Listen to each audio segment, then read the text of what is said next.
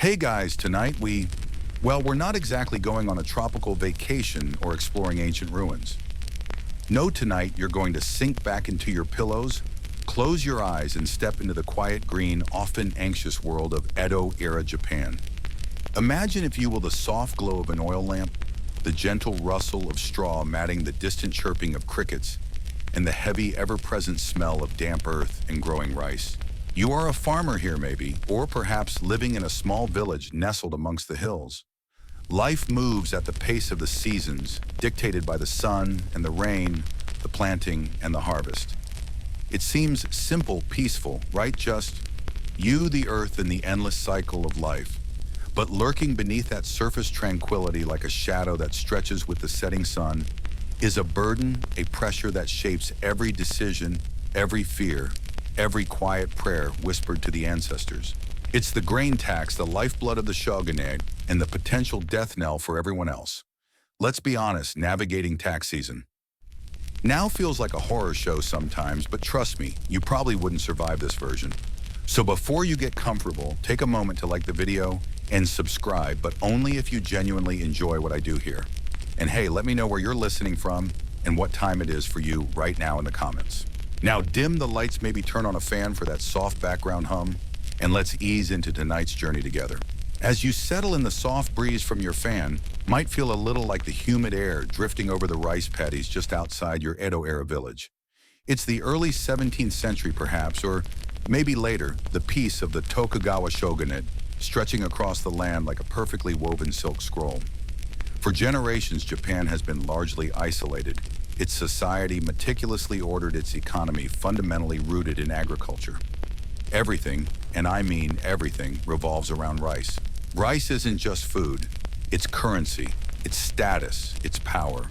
Your entire world is measured in kokudaka, a system that quantifies the wealth and productive capacity of land based on how much rice it theoretically could produce in a year, specifically enough to feed one person for 1 year, roughly 180 liters or 150 kilograms. It's a strange concept when you think about it. Your worth, your village's obligation, the Lord's wealth, even the shogun's authority, all tied to this single grain. You live day to day by the rhythms of the sun and the seasons. The back-breaking work of planting in the spring, the watchful waiting through the humid summer, the hopeful anticipation of the autumn harvest. Your hands know the feel of the mud, the sharp edges of the rice stalks, the sting of the sun on your neck. It's a life of routine, of community, of shared labor. People help each other in the fields, share simple meals, maybe gather for a local festival under the stars.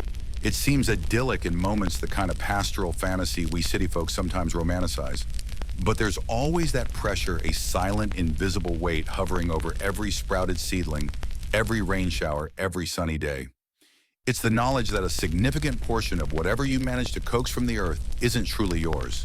It belongs to your lord, and through him ultimately to the shogun. This grain tax, primarily the rice tax, or nangu, wasn't a fixed percentage across the board. It varied wildly depending on the domain, the quality of the land, and the whims of the local lord. Sometimes it was as high as 50% or even more of the harvest. Imagine working all year, pouring your sweat and your hope into the fields, only to know that half or potentially more of the result will be taken away. It's like writing a 1,000-word essay for school, only to be told you only get credit for 500 words and the rest just vanishes. Except in this case, the credit is your family's food for the winter. So yeah, slightly higher stakes. The grain tax wasn't just an economic system. It was the fundamental pillar of the entire Edo society. The warrior class, the samurai, were paid in rice. The great castles, the infrastructure projects, the stability of the realm. It all rested on the ability to extract this precious grain from the land and its cultivators. Your little village, tucked away from the bustle of Edo City, was a tiny cog in this massive rice-powered machine. Your life, your security, the very roof over your head, depended on your ability to meet this annual demand. And the demand was constant, year after year, regardless of whether the rains came, the pests arrived, or your back simply gave out. This created a constant undercurrent of anxiety. While daily life might feel slow and predictable, the arrival of the tax collection season was anything but. It hung over the village for months leading up to it, a shadow that lengthened with the ripening grain. Whispers in the village square weren't just about the weather or a neighbor's new baby. They were about the expected yield, the rumors of the Lord's current need, the fear of inspectors who would come to assess the harvest. It was a quiet, pervasive dread woven into the fabric of daily existence, like the threads in your simple homespun clothes. Historians still argue whether the Nenga system was fundamentally exploitative or a necessary evil for maintaining peace and stability in a pre-industrial society, but for the people living under its weight, the distinction was probably pretty academic when their stomachs were empty. You learned from a young age that the harvest wasn't a celebration of abundance, but a countdown to obligation. Every grain counted. Every slight shortfall was a potential disaster. You saw the tension in your parents' faces as the rice heads filled out. You heard the hushed conversations late at night about whether this year would be enough. It was this looming threat, this annual high-stakes gamble against nature and the state that defined your relationship with the authorities, with your land, and ultimately with the very concept of fairness. And it was this deep-seated anxiety, this feeling of being perpetually on the edge, that would eventually give rise to stories, to whispers, to specters born not of ancient curses, but of the very real, tangible fear of the taxman. The weeks leading up to harvest are a whirlwind. The rice stalks, heavy with grain, sway golden in the fields, a breathtaking sight that should fill your heart with joy, but mostly fills it with apprehension. You work alongside your neighbors, the air thick with the smell of ripening grain and sweat. The work is relentless. You move through the paddies, sickle in hand, the sharp swish and crunch as you cut bundles of stalks. Your back aches, your hands are rough, but there's a rhythm to it, a collective energy, as everyone focuses on bringing in the crop before weather or pests can ruin it. Children help where they can, bundling stalks, chasing away birds. It's a race against time, a desperate push to secure the fruits of a year's labor. Once cut, the bundles are tied and left to dry in the sun, forming picturesque rows across the landscape. Then comes the threshing, separating the grain from the stalks. You might use a simple foot-powered thresher, stamping on bundles to loosen the grains, or perhaps a large wooden comb-like tool to pull the stalks through the grains falling onto mats below. The sound is a constant rhythmic clatter, a soundtrack to the most crucial time of year. The piles of harvested grain begin to grow, and as they do, the conversations in the village grow quieter, more tense. The air hums not just with the sound of threshing, but with unspoken worry. The tax collectors are coming. Their arrival is rarely announced with fanfare. They might be representatives from the local lord's domain, perhaps a low-ranking samurai or an official with stern eyes and a formal air. They arrive not in glittering processions, but often quietly, efficiently. They are the physical manifestation of the tax burden you've been dreading. Their job is to assess your village's harvest to determine the amount of rice your community owes to the Lord. It's a moment of intense vulnerability. You've done the work you've brought in the harvest, but now outsiders will decide how much of it you get to keep. The assessment process itself could vary. Sometimes it involved a rough visual estimation, the officials simply looking at the fields, looking at the stacks of bundles, and making a judgment. Other times it was more detailed, involving measuring out test plots within the fields before the harvest to estimate yield, or physically measuring the volume or weight of the threshed grain after the harvest. They might walk through the paddies, perhaps prodding the soil or examining the quality of the stalks. They are calculating your fate using methods that often feel arbitrary and opaque to you.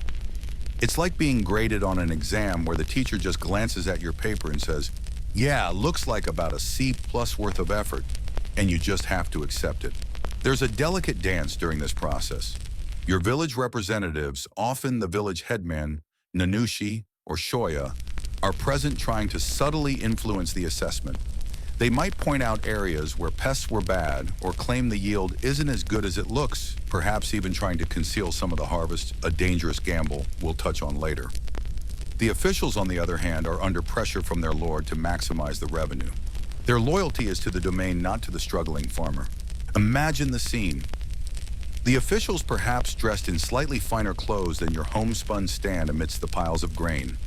They carry measuring tools, scrolls, and brushes. They speak in a formal tone, their faces often unreadable. You and your neighbors stand by watching silent, your hearts pounding. Every scoop of grain they measure, every figure they write down, feels like a piece of your life being tallied. There's a tension in the air thick enough to cut with a sickle. You try to look humble, perhaps, a little weary, hoping to evoke some sympathy, but mostly you just feel exposed. The assessment isn't just about quantity, quality also matters. Officials might examine the grain itself, looking for plump, unbroken kernels.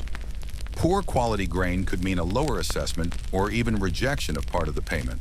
So not only do you need to grow enough rice, you need to grow good rice. It's like needing to produce both a high quantity and high quality product, but without any control over the market price or even how much of it you get to sell. This system of assessment was known as chemi inspection or Joman fixed rate, sometimes used after chemi, determined a typical yield for a few years. While chemi involved inspecting each year's harvest leading to potential fluctuations, Joman aimed for stability by setting a tax rate based on previous yields regardless of the current year's actual harvest. Both had their drawbacks for the farmer.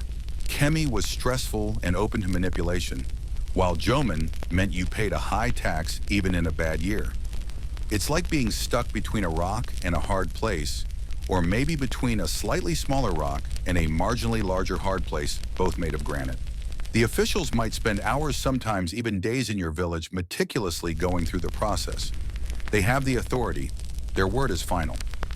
While ideally the system was meant to be fair, ensuring the Lord got his due while leaving enough for the farmers to survive, the reality was often far from ideal. The pressure on officials to collect as much as possible could lead to inflated assessments.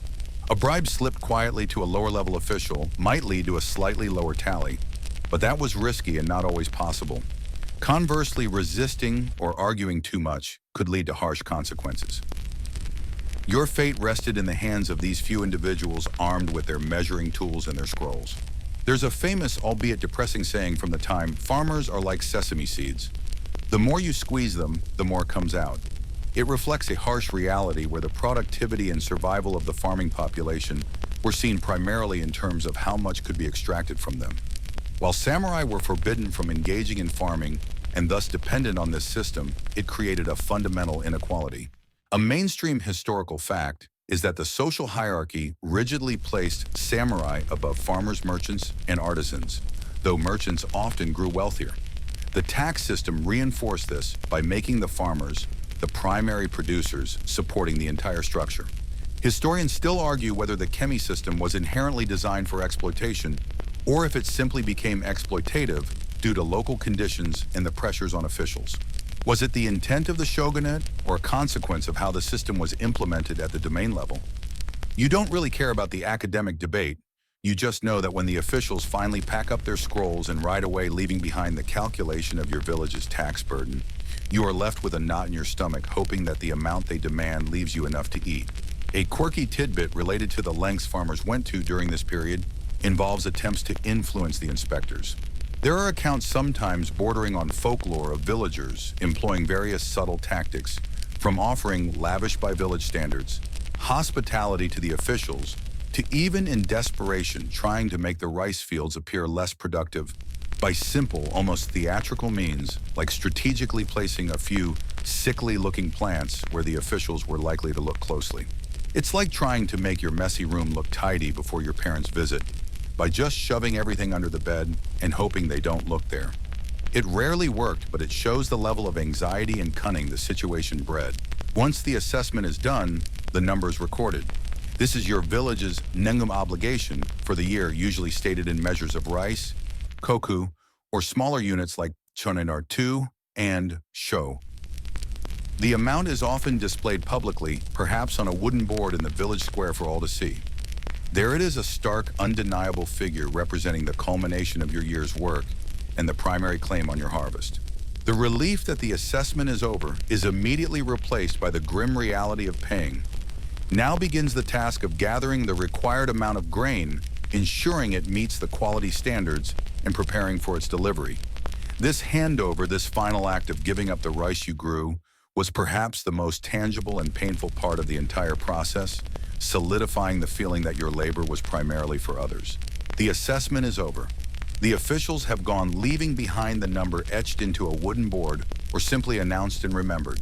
That number represents your nengu, your grain tax for the year, measured in koku, a unit roughly equivalent to the amount of rice needed to feed one person for a year, though it varied.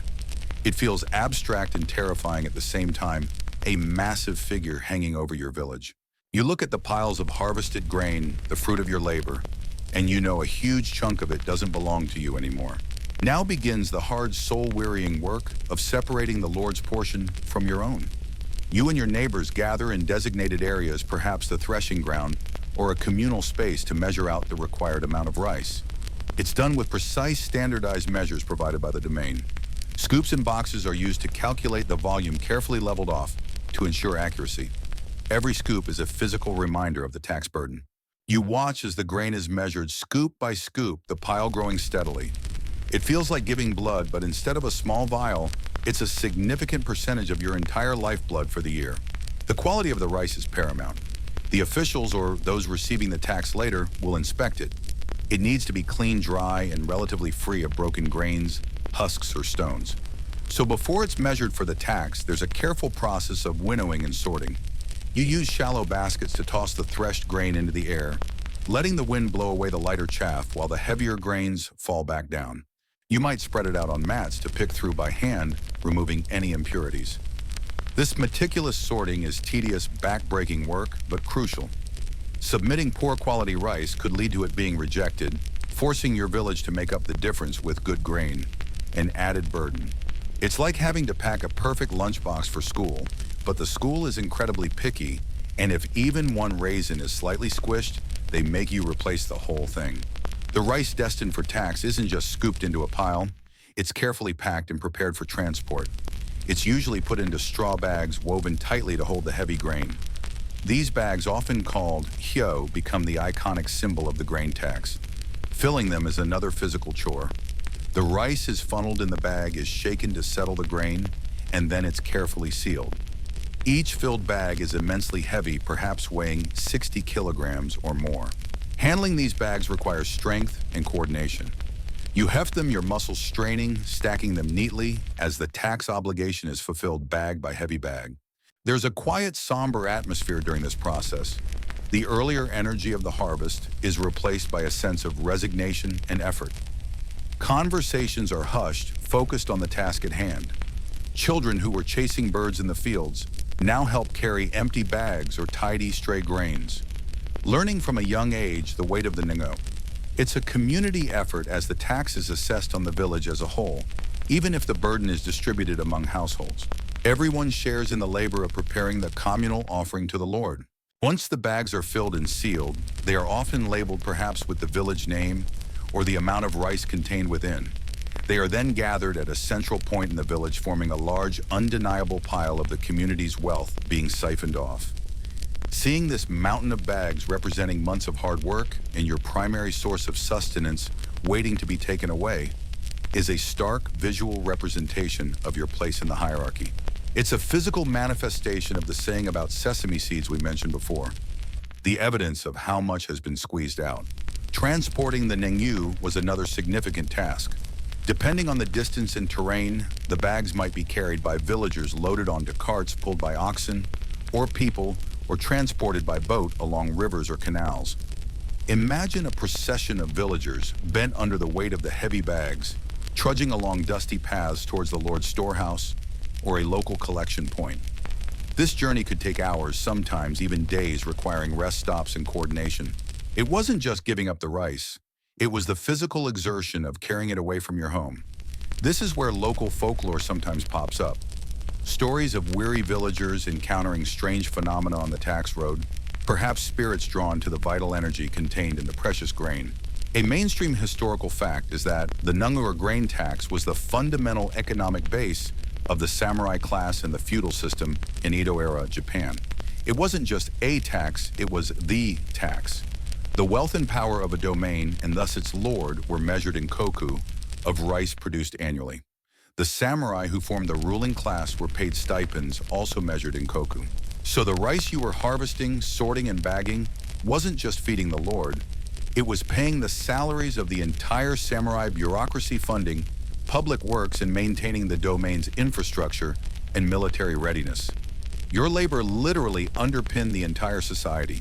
Historians still argue whether the sheer weight of the Nengo obligation was the primary driver of rural poverty, or if other factors like unpredictable weather, pest outbreaks, or additional local taxes and labor demands played a more significant role. While the tax rate was often high, sometimes exceeding 50% of the assessed yield, though this varied greatly by domain and period, the vulnerability of farmers to natural disasters meant a high tax in a bad year could be catastrophic, regardless of the base rate. It's a complex puzzle trying to pinpoint the single biggest cause of hardship when so many things could go wrong. A quirky tidbit relates to the handling of the tax rice itself. Because it was so valuable and represented the Lord's property, there was often a degree of ritual or strict procedure surrounding its measurement and handling. In some areas, there were specific prayers or offerings made before the rice was sealed in bags, either to ensure good quality for the Lord or perhaps to appease spirits associated with the harvest and its yield. There are also scattered accounts of villagers using incredibly ingenious and often illegal methods to slightly reduce the volume in the bags, without it being obvious, like using false bottom measures or subtly packing less densely at the bottom. Desperate measures born of desperate times. It's like trying to skim a tiny bit off the top of a required donation without anyone noticing. The stakes were just infinitely higher. As the bags are stacked and the final count is verified against the assessment number, there's a collective sigh throughout the village. It's done. The Lord's portion is ready. There is no celebration, just exhaustion and a quiet calculation of what remains. How much rice is left for your family? Is it enough to last until the next harvest after setting aside seed for next year and paying any other local fees or obligations? The sight of the shrinking pile of your own rice after watching the massive stack of Nungu bags grow is perhaps the most potent symbol of the farmer's life in this era. A life where survival often depended on the mercy of nature and the demands of the feudal system. The grain tax wasn't just an economic burden, it was a constant, heavy presence in the lives of everyone who depended on the land. The bags are gone. Carried away by ox cart boat or the backs of weary men, the Lord's grain has left your village. What remains is the pile of rice that is yours. It looks smaller than you remember, pitifully so, after months of sweat and toil. You look at your family's portion, then glance at your neighbor's similarly diminished stores, and the quiet dread settles in. Is this enough to feed everyone until next year's harvest? Enough to cover the unexpected, like illness or a broken tool? Enough to keep the wolf from the door, or rather the hunger from your belly? Survival now becomes the name of the game. It's a constant calculation, a daily negotiation with scarcity. The most obvious strategy is rationing. Every grain of rice is precious. You measure out portions carefully, perhaps mixing it with cheaper grains like barley or millet, or stretching it with root vegetables like daikon or taro. Pure white rice, the kind you just handed over as tax, becomes a rare luxury, maybe saved for special occasions or for the sick. Your meals become simpler, thinner gruels instead of thick, hearty rice bowls. The flavor changes too, the sweetness of pure rice replaced by the earthiness of other fillers. It's like switching from your favorite gourmet coffee to instant decaf with way too much milk and sugar, because that's all you can afford, and even that has to last you 2 weeks. Beyond just stretching the rice, your diet expands out of necessity. You become intimately familiar with what the land can provide besides rice. Foraging is essential. In the forests and fields surrounding your village, you search for edible plants. Wild greens, roots, berries, mushrooms in season. You learn which leaves are bitter but edible after boiling, which roots need careful preparation to be safe, which berries are a welcome, albeit small, source of sweetness. This isn't a leisurely nature walk. It's a desperate scavenger hunt. You're competing with others for these wild resources, constantly vigilant for signs of depletion. It's like trying to find free samples at a crowded supermarket, but if you don't find one, you don't eat. The river and streams offer another lifeline. Fishing, even just for small fry, supplements your meager meals. You learn to set simple traps, or perhaps you have a small net passed down through generations. Crayfish, snails, frogs. Anything that can add protein and calories to your diet is fair game. This requires time and effort, taking away from other potential activities, but a few small catches can make the difference between gnawing hunger and merely feeling empty. It's the Edo-Era equivalent of digging through your couch cushions for loose change to buy a cheap snack. Cultivating secondary crops becomes increasingly important, often on small plots, not suitable for rice paddies or in gardens near your home. Vegetables like cucumbers, eggplants, pumpkins, beans, and sweet potatoes provide crucial nutrients and bulk. These crops are less prestigious than rice, not typically used for tax, but they are vital for survival. You invest time and effort into these gardens, protecting them from pests and animals. They represent a form of food security independent of the Nenkwa system, a small measure of control in a world where so much is taken from you. Growing these vegetables isn't just gardening, it's building tiny edible lifeboats. Livestock might be kept, but usually on a very small scale due to the difficulty of feeding them when you struggle to feed yourselves. A few chickens for eggs, though eggs are a luxury, or maybe a pig often shared communally or sold for cash, could supplement income or diet. But large animals like cows or horses are beyond the means of most farmers unless needed for heavy agricultural work. They consume valuable resources you can barely spare. It's hard enough keeping yourself fed without adding a hungry cow to the equation. One major way to survive the lean months was resorting to borrowing. If your stores ran low, you might have to borrow rice or money from wealthier neighbors, local merchants, or even the village headman. These loans invariably came with interest, often steep paid back at the next harvest. Falling into debt was a slippery slope. A single bad harvest after borrowing could trap you in a cycle of indebtedness that could last for years, potentially leading to the loss of your land. The threat of debt slavery, though less common than in earlier periods, still loomed for those who could never repay their obligations. It was the historical version of predatory lending, but instead of losing your car, you could lose your farm and your freedom. Selling handicrafts or offering labor outside of farming were other survival strategies. During the agricultural off-season, or even during busy times, if you could spare the energy, villagers might engage in weaving straw work, like making those tax bags, ironically woodworking, or selling produce from their gardens and local markets. Men might travel to work on construction projects or as porters. This supplementary income was crucial for purchasing necessities not produced on the farm or for making ends meet when the rice ran out. It's like having a side hustle, but your main gig barely covers your bills, and the side hustle is physically exhausting manual labor. A mainstream historical fact is that farmer protests and uprisings, hyakusho iki, were a recurring feature of the Edo period, often sparked by excessive taxation, unfair assessments, or corruption. While seemingly passive farmers had ways to resist the crushing burden.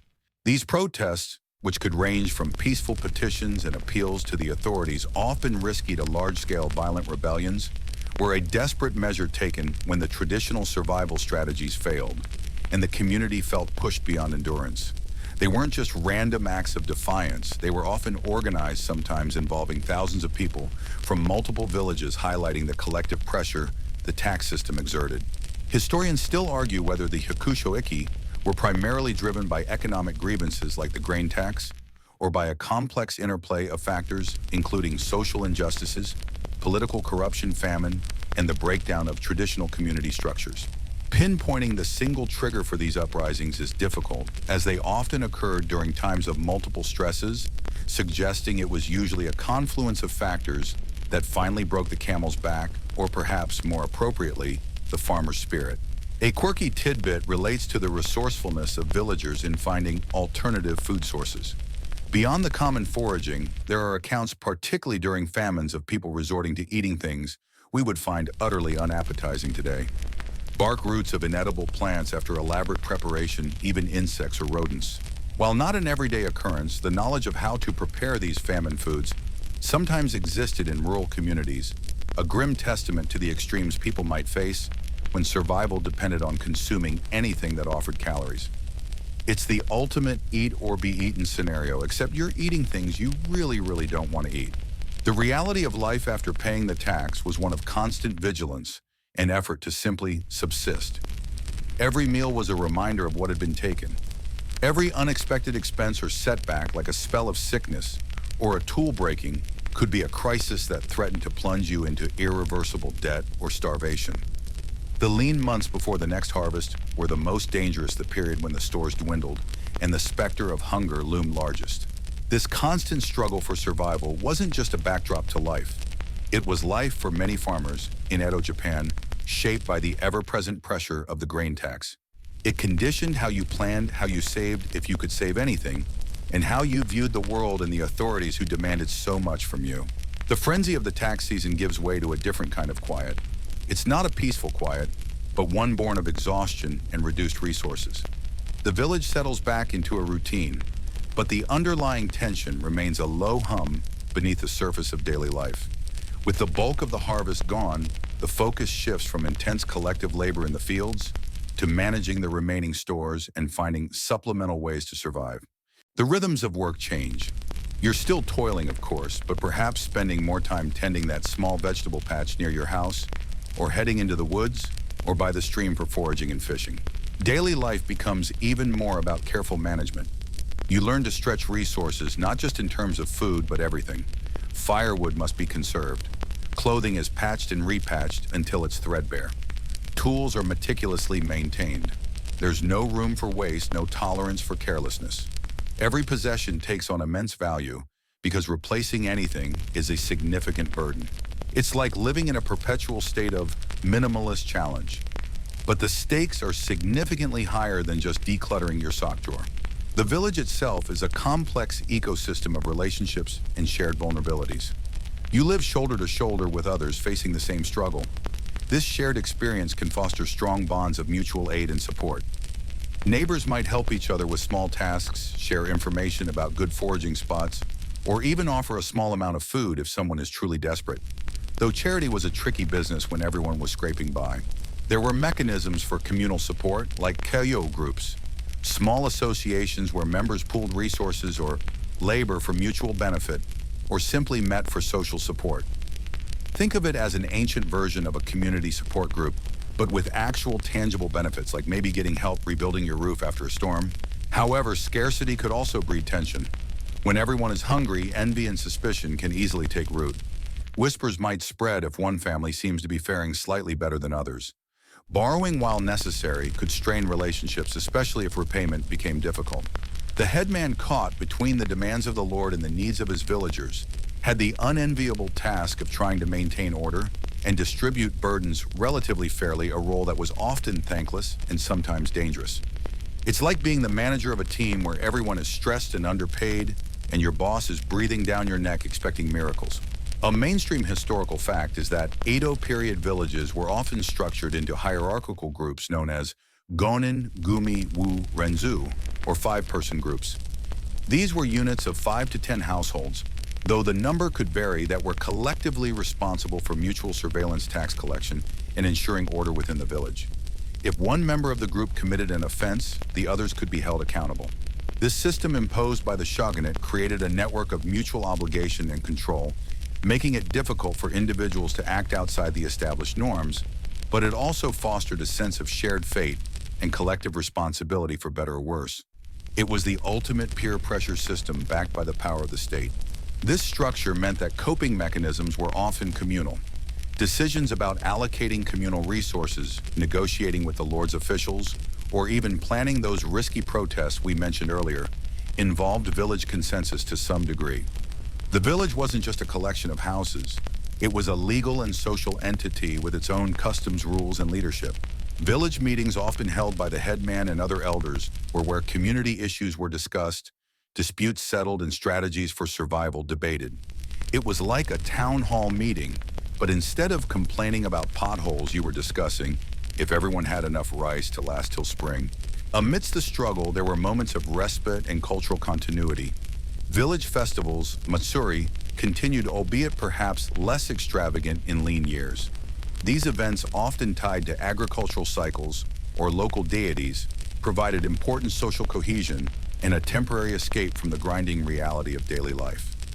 While the Lord took their grain, he couldn't always take their spirit, or at least their desire, to have a bit of fun and connect with their neighbors. Imagine planning a village fair when you're worried about starvation. It sounds absurd, but these moments of collective celebration were vital for maintaining morale and community bonds. A quirky tidbit about village life is the importance placed on omens and folk beliefs related to the harvest and survival. Villagers paid close attention to natural signs, animal behavior, and dreams, interpreting them as indicators of future prosperity or hardship. Rituals and prayers to local kami deities were common not just for a good harvest next year, but also for protection against illness, pests, or natural disasters that could decimate their already precarious food supply. It was a blend of practical knowledge, hard work, and a deep reliance on spiritual forces to influence outcomes that felt largely outside their control. Like checking your horoscope, but with significantly higher stakes and involving offerings of sake to a rock. Historians still argue whether the Gonengumi system primarily served as a tool of state control, suppressing dissent and enforcing tax collection, or if it also functioned as a vital mechanism for mutual support and community governance in the face of external pressures and internal challenges. It's a classic case of something being both a top-down imposition and a bottom-up adaptation, like being forced to join a book club where the government picks the books, but you end up making friends anyway. The dynamic within families also shifted. Children were expected to contribute to survival efforts from a young age, whether through helping in the fields foraging or caring for younger siblings. The elderly, while respected, could also be a burden in times of extreme scarcity if they were unable to contribute labor. Family ties were incredibly strong, the primary unit of survival, but they were tested by the constant pressure of providing enough to eat. It was a time when multi-generational households pooling resources was a necessity, not just a charming traditional setup. Life after the tax was a constant low-grade crisis management. You were always planning, always calculating, always conserving. The world outside the village might feel distant, but the Lord's demands and the shogunate structure were ever-present forces shaping your daily existence. The relative peace of the Edo period is often highlighted, but for the farmers who produced the wealth, it was a peace under duress, a quiet struggle for survival under the shadow of the grain tax. As the damp chill of winter begins to creep into the air, long after the bustle and dread of tax collection have passed, the quiet struggle you've been enduring takes on a sharper edge. The grain stores are dwindling the carefully hoarded rice supply that represents your family's lifeline until the next harvest is shrinking at an alarming rate. You measure it out bowl by precious bowl, feeling the weight of every single grain. It's not just food, it's hope, it's survival. It's the promise of seeing spring. And that promise feels increasingly fragile. The meals get simpler, thinner. Rice is stretched with root vegetables you've managed to store with wild greens, gathered from the edges of the frozen fields, anything to add bulk and nutrients. You become intimately familiar with the subtle flavors of desperation. The taste of thin gruel, the slightly bitter edge of foraged plants, the absence of protein that leaves you feeling constantly weak. It's a diet of sheer necessity, designed only to keep you alive, not to nourish or delight. Forget your modern food pyramid. Your food pyramid is just a pyramid of whatever you can find that isn't actively poisonous. Maybe add a tiny flag of hope on top. The fear that gnaws at you isn't just about being hungry tomorrow. It's about the long haul. It's about the risk of not making it to the next harvest. And that fear is amplified by the knowledge that a single bad year, just one significant crop failure, can tip the entire village, maybe the whole region, into the abyss of famine. Remember how we talked about how much grain was taken? Now imagine what happens if the yield was poor to begin with, or if something happens after. They take their share. Nature, indifferent to your struggles, holds immense power. A late frost in spring can blight tender shoots. A summer drought can wither crops in the fields, turning promised bounty into brittle straw. Relentless rain can drown fields, rotting the roots and spreading disease. Pests, from swarms of insects to rodents, can descend and consume what little is growing with terrifying speed. Any one of these disasters, common occurrences in a pre-industrial world, can mean the difference between scraping by and outright starvation. You watch the sky, the river, the fields, with a constant low-grade anxiety, searching for signs of trouble. Every cloud, every shift in the wind carries potential doom or fragile hope. It's like constantly checking a weather app, but the forecast is life or death, and the app is your aching gut and the collective dread of your neighbors. When crop failures hit, the carefully constructed social fabric of the village is strained to its breaking point.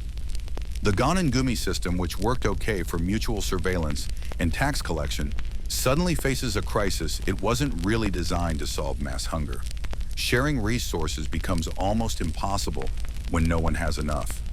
The bonds of mutual aid can fray as families prioritize their own survival, an instinct older and stronger than any social contract.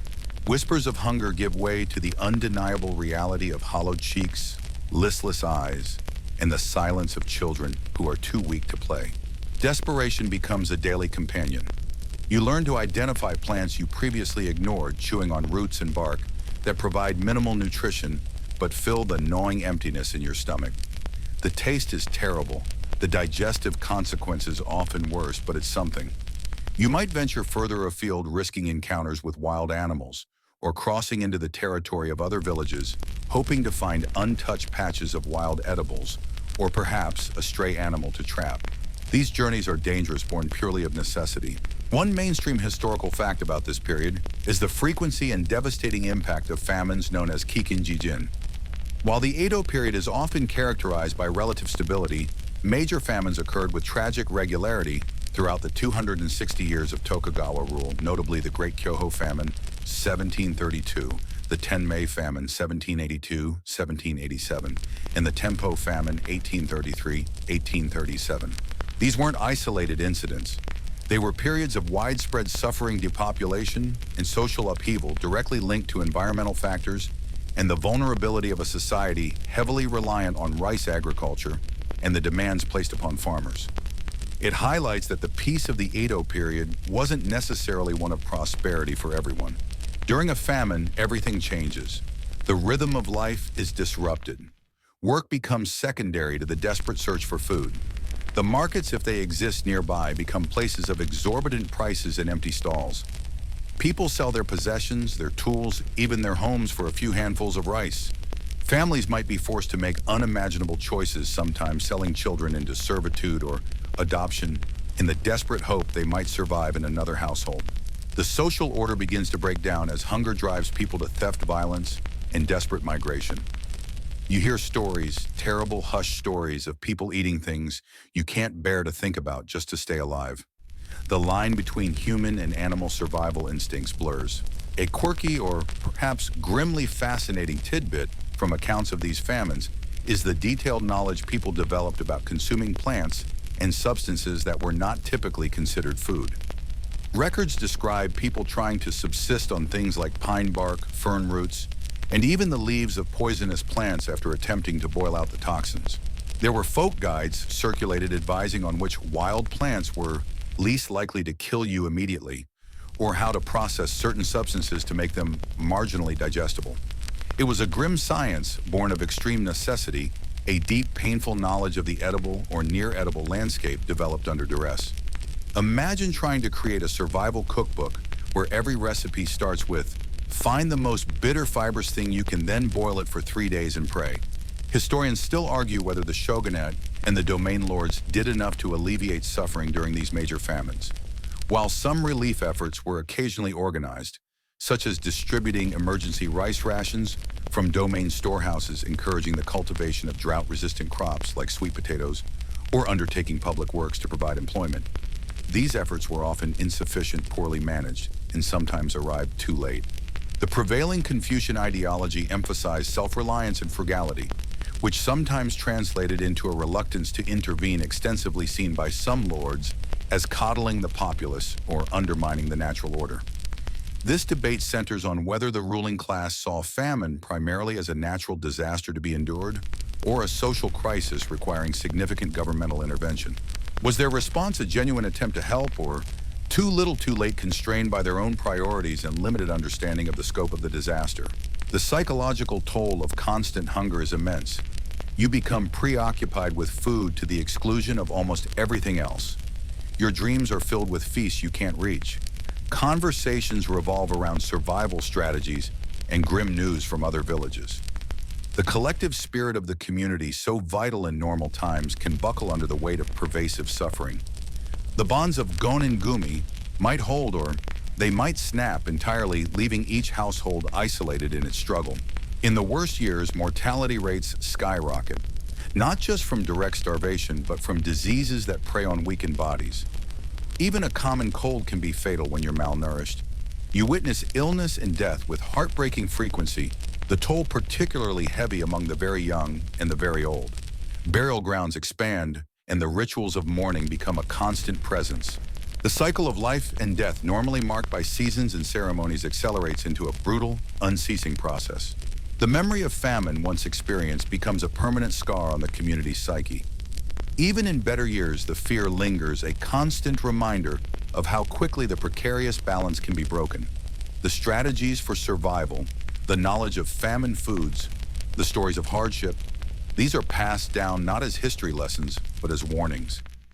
Every rustle of dry leaves in a dry summer, every prolonged period of rain triggers that deep-seated anxiety. So while the tax collector's visit was a peak of tension, the true test of survival often came later in the quiet, desperate months that followed a poor harvest or a natural disaster. This was when the ghosts of the grain tax, compounded by the indifference of nature, truly haunted your life, leaving you with little but hunger, fear, and the fading hope of another spring. The gnawing emptiness in your stomach, the constant worry etched on the faces around you, the bleak prospect of another season struggling just to survive. All of this weighs heavier than any tax burden. It breeds a different kind of desperation, a quiet internal voice that whispers possibilities you'd never considered before. What if you just left? What if you walked away from the fields, the demands, the endless cycle of toil and uncertainty? The idea is terrifying, reckless even. Your life is here, tied to this village, this land, this community. You are part of the Gonengumi. Your identity is a farmer, but the grip of hunger and hopelessness can loosen the strongest ties. You see it in the eyes of your neighbors too. The same silent calculation is the devil you know. Hungry, taxed, vulnerable, worse than the devil you don't, homeless, rootless, utterly alone. Attempting to leave your land and status wasn't easy in Edo, Japan. The society was rigidly structured like a perfectly stacked set of nesting boxes. Samurai farmers, artisans, merchants, and then those outside the main structure. Movement between these boxes was generally discouraged, and for farmers legally tied to the land they cultivated, it was outright forbidden without explicit permission from your lord. Think of it like trying to quit your job and move to a different country except your job. It is your country, and quitting is basically illegal emigration. If you chose to flee anyway, becoming what was known as a Joso Shangsu, or someone who had abandoned their post or status, you immediately became an outlaw. You'd be hunted not just by local officials, but potentially by any authority figure who spotted you. The risks were immense: imprisonment, harsh punishment, or being forcibly returned to your village to face the consequences, which could range from public humiliation to severe beatings, or worse, especially if your flight was seen as inciting others. And if you fled as part of a group protesting conditions, that was rebellion with predictably fatal outcomes. But desperation breeds courage, or maybe just a profound indifference to consequences. You hear whispers of others who have disappeared, melting away into the network of roads and cities seeking anonymity and a chance at a different life. Some might try to reach a larger town or city, hoping to find work as day laborers, porters, or servants. Any job that doesn't require official registration. Others might attempt to join itinerant groups of performers, beggars, or religious pilgrims, blending into the flow of people who lived on the margins of settled society. Life on the road, however, is brutal. You have no connections, no safety net. Every stranger is a potential threat. Food is scarce, scavenged, or begged for. Shelter is whatever you can find. Abandoned huts, temple eaves, riverbanks.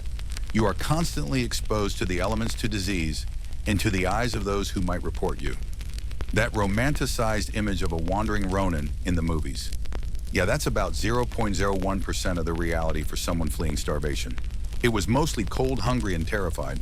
Still, for some, even this precarious existence is preferable to the slow, certain decline they face back home.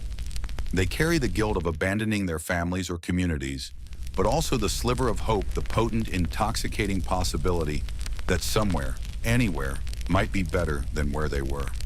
It's a desperate gamble, betting your life against the odds of finding a foothold in a world not designed for you.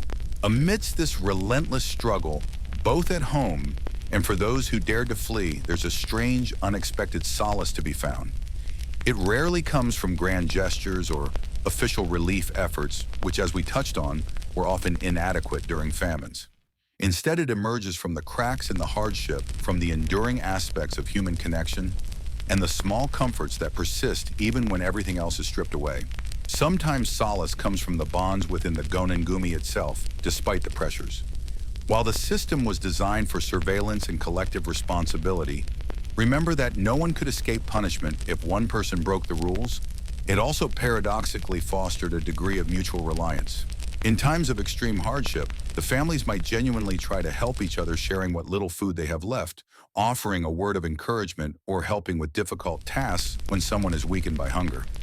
It's a fragile solidarity easily broken by utter desperation, but when it holds, it provides a vital emotional anchor. It's like being stuck on a life raft together. You might eye each other suspiciously, but you also know you're all in the same boat, literally and figuratively. There's solace too in tradition and belief. Even as hunger gnaws the cycles of the seasons, the familiar rituals associated with planting and harvesting, or hoping for planting and harvesting, and the connection to local shrines and temples offer a sense of continuity in a chaotic world. You might visit the village shrine, offering a humble prayer for relief, not necessarily expecting divine intervention, but finding comfort in the act itself, in the shared belief with your neighbors, in the sense that you are not entirely alone against the forces arrayed against you. Folk beliefs about protective spirits or about appeasing potentially malevolent forces that cause blight or drought become more prominent. These aren't always logical from a modern perspective, but they provide a framework for understanding suffering and a prescribed way of responding to it, which can be psychologically grounding. A mainstream historical fact is that despite the legal restrictions and severe punishments, rural migration, both temporary and permanent, was a significant feature of the Edo period, particularly during times of economic distress or famine.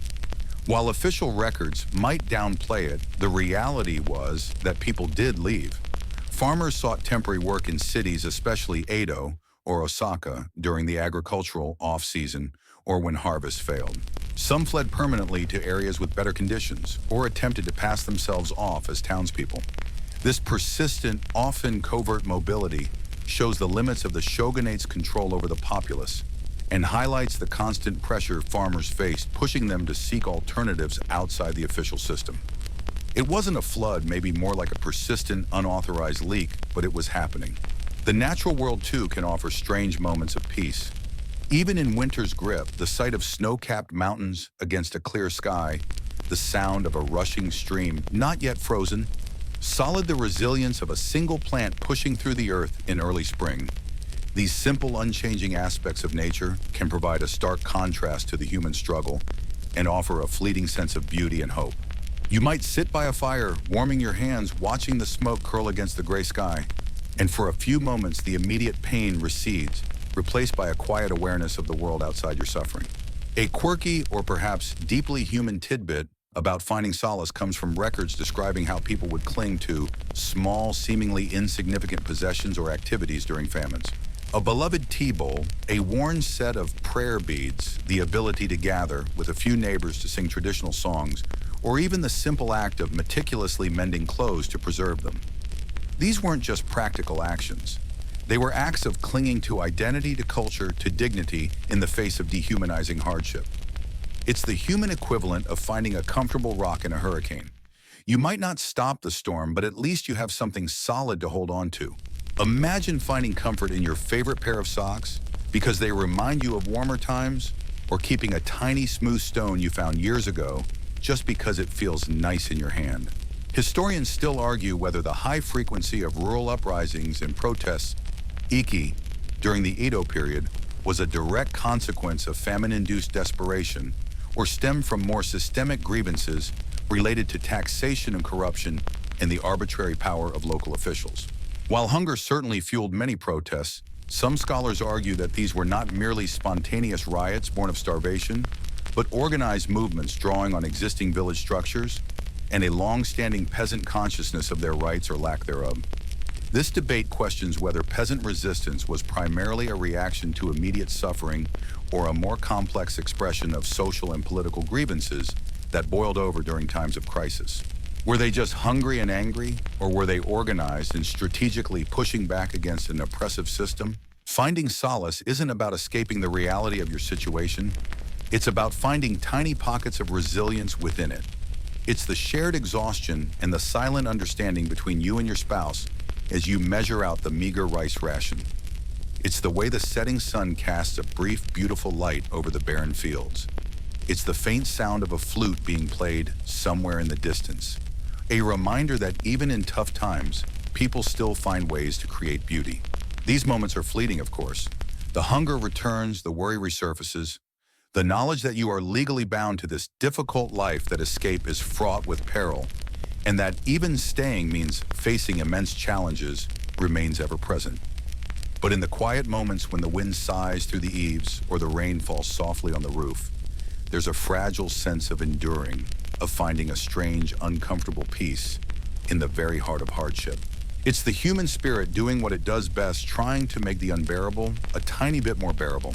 That quiet sense of enduring, that fragile peace you found in the smallest things. It's necessary, vital even, but it doesn't make the problems disappear. The empty granary is still empty. The tax demands still loom. The gnawing ache in your gut is a constant physical reminder of your precarious state. And when reality is this relentlessly grim, this seemingly inescapable, the mind starts to look for explanations outside the realm of the purely practical. You've done everything right, haven't you? You've worked the land, followed the rules, paid what you could. So if things are still this bad, maybe it's not just normal bad luck. Maybe something else is at play. In the dark, late nights, huddled by a dying fire, whispers start.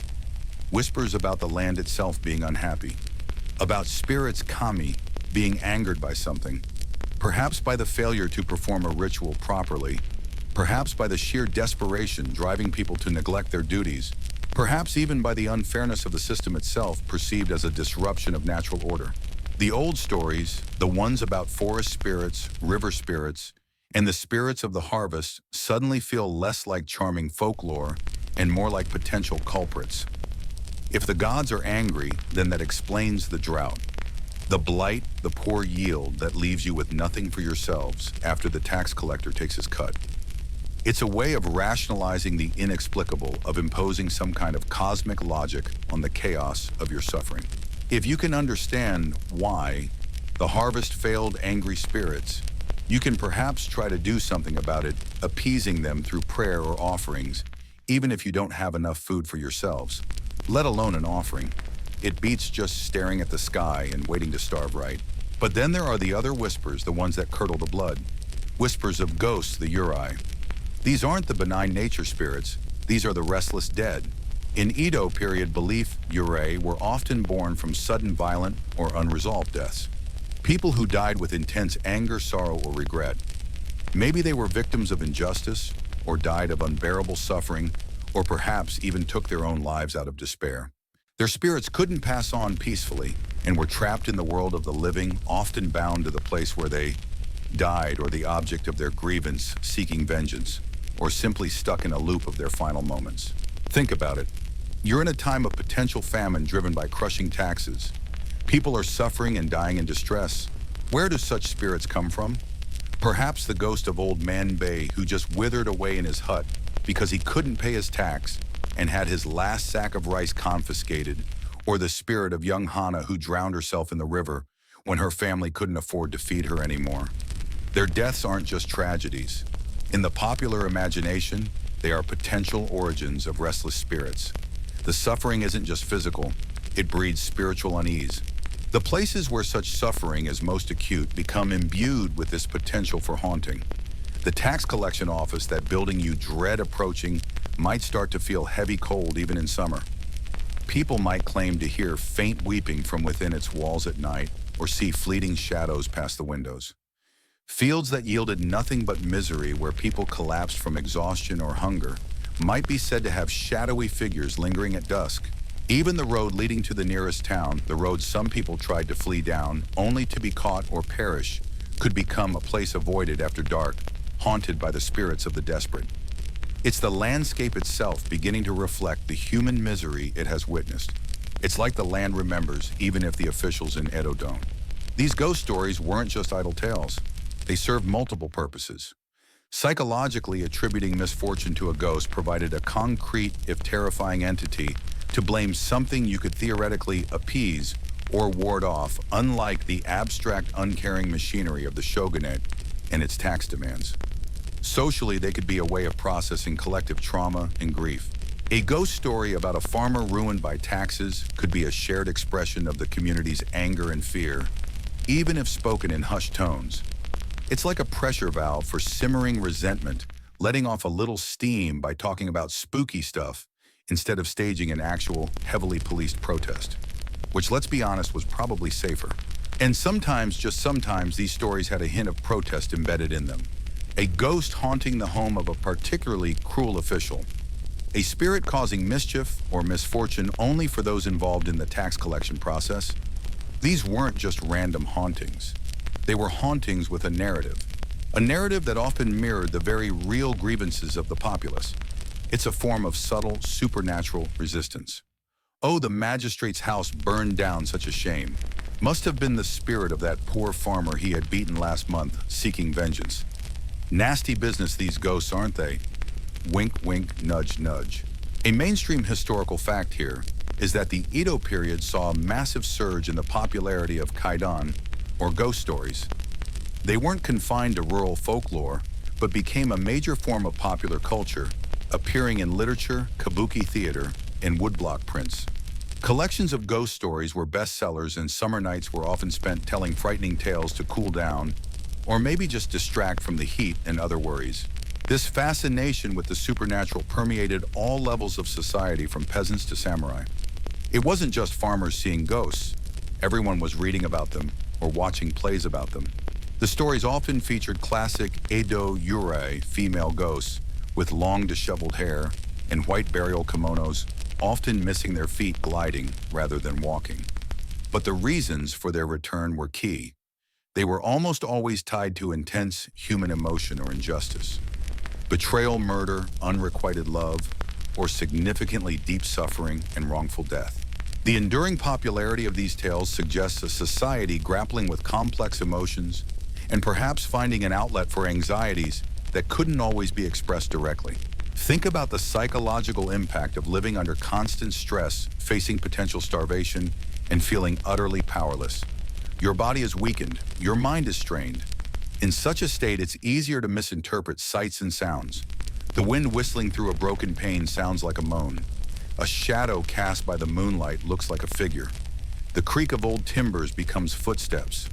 Your own hunger pangs might even feel like something else, something cold and unnatural inside you. It's not hard to see how fear and physical hardship could conspire to make the world seem a lot more haunted. Your brain, deprived of nutrients and overloaded with stress, might just decide to throw in some bonus spooks. Okay, reality is terrible. Let's spice it up with potential spectral visitors. Said no brain ever, but it kind of feels that way. A quirky or perhaps deeply sad tidbit connected to this is the belief in certain regions that ghosts of those who starved could become gaki, or hungry ghosts, depicted with swollen bellies, stick-like limbs, and tiny mouths perpetually tormented by insatiable hunger. While the gaki concept has roots in Buddhist cosmology, the specific association with famine victims highlights how the very real suffering of starvation was woven into the supernatural landscape. Imagine being so hungry in life that your afterlife is still defined by that exact same unbearable hunger. It adds a layer of profound tragedy to the ghost stories coming out of these lean times. Your suffering follows you even beyond the grave. Talk about a bad retirement plan. Historians still argue whether the widespread belief in and fear of Yurei among the peasantry acted as a social control mechanism, reinforcing obedience through fear of posthumous consequences for rebellion or crime, or if it primarily served as a form of popular resistance and cultural expression that subtly challenged authority by attributing misfortune to corrupt officials or an unjust system. Did the fear of angry ghosts keep people in line, afraid that dying a violent death during an uprising would damn their soul to restless wandering? Or did the stories about ghosts haunting officials' houses actually embolden people by framing resistance as cosmically justified? Perhaps it was a bit of both, depending on the story and the teller. A tale of a farmer's ghost haunting the granary might discourage theft, while a tale of a magistrate's ghost being tormented by the spirits of his victims might encourage passive resistance or fuel resentment. The supernatural realm, much like the human one, was a complex space of conflicting ideas and motivations. The grain tax, the hunger, the despair, they didn't just affect the physical world, they leached into the spiritual one, populating the fields and villages with the imagined echoes of suffering. When you walk home after a long, fruitless day, the wind isn't just wind. It might carry the faint, mournful cry of a Uri who never found peace. The shadows aren't just shadows. They might hide the figure of someone who couldn't endure the burden any longer. The fear of ghosts becomes intertwined with the very real fear of starvation and ruin. It's a different kind of cold that creeps into your bones when the stories begin to feel a little too real. It's the tax man in life, and perhaps his victims in the afterlife, haunting the very places that define their misery. Sweet dreams, right? The fear of ghosts, that chilling touch of the uncanny, it's real, absolutely. It adds another layer of dread to your already miserable existence. But you can't eat a ghost. You can't pay taxes with a spectral tear. And as the days stretch into weeks and the gnawing hunger becomes a dull, constant ache that steals your sleep and makes your head swim, abstract fears start to recede behind the blinding, immediate reality of starvation. The spirits might be angry, yes, but the magistrate is definitely demanding his rice, and he has men with swords. You've tried everything else. You've worked yourselves to the bone, prayed to the kami for a good harvest, whispered stories about angry Uri, hoping they might spook the tax collectors. Spoiler, they didn't. You've tightened your belts until you can barely breathe, sold off precious heirlooms, eaten bark and roots and whatever else you could find scratching in the dirt. You've watched neighbors grow thin and weak, seen children with bellies swollen from malnutrition, and nothing changes. The demands keep coming, sometimes even increasing, because some official decides the village must be hiding grain. Your pleas are ignored, your suffering unseen by those who hold the power. There comes a point, a breaking point, when the fear of starving to death becomes greater than the fear of punishment. When the quiet suffering feels like a slower, more agonizing death than the potential swift end at the hands of a samurai. When the ghosts of the past seem less terrifying than the very real specter of famine stalking your village. This is the point where whispers turn into urgent conversations held behind closed doors after dark. Conversations not about spirits, but about action. About iki. Iki is the term for a peasant uprising or riot in Japanese history.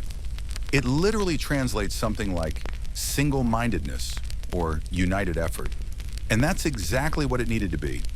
It wasn't a spur-of-the-moment pitchfork-wielding mob charge, though sometimes it could devolve into that. Often it was surprisingly organized.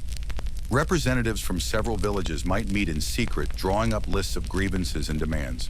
Oaths of unity were taken, sometimes sealed with blood, because nothing says we're serious like a little blood pact, right? Adds a nice dramatic touch.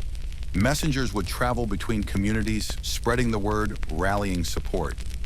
It was a risky business. Getting caught planning an iki was treason. Imagine sitting in a small, dark hut, the only light coming from a flickering oil lamp. The air is thick with tension and the smell of damp earth. Faces hardened by hardship look back at you. Old man Taro, usually stoic. His eyes are blazing with a desperate fire. Young Kenji, who you saw crying last week because his baby sister was so weak. The headman, usually deferential to the officials, now looks grim and determined. Someone clears their throat. They took the last of the seed grain today, the headman says quietly. A collective gasp, a wave of despair. Without seed grain, there is no next harvest. That's it. Game over. Then old man Taro speaks, his voice rough. We must go. We must demand they return it and demand lower tax. Murmurs rise. Fear. Hesitation. But the punishment, someone whispers. Another voice louder now. What is punishment compared to watching your children starve? And that's the argument that wins.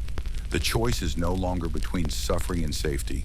It's between two forms of potential death. So the decision is made. A date is set, usually timed to coincide with a market day or festival, when people might already be gathered, or perhaps when officials might be preoccupied. Demands are drafted, often written down on a simple scroll listing the specific grievances, excessive taxes, corrupt officials, unfair assessments, demands for the return of confiscated goods.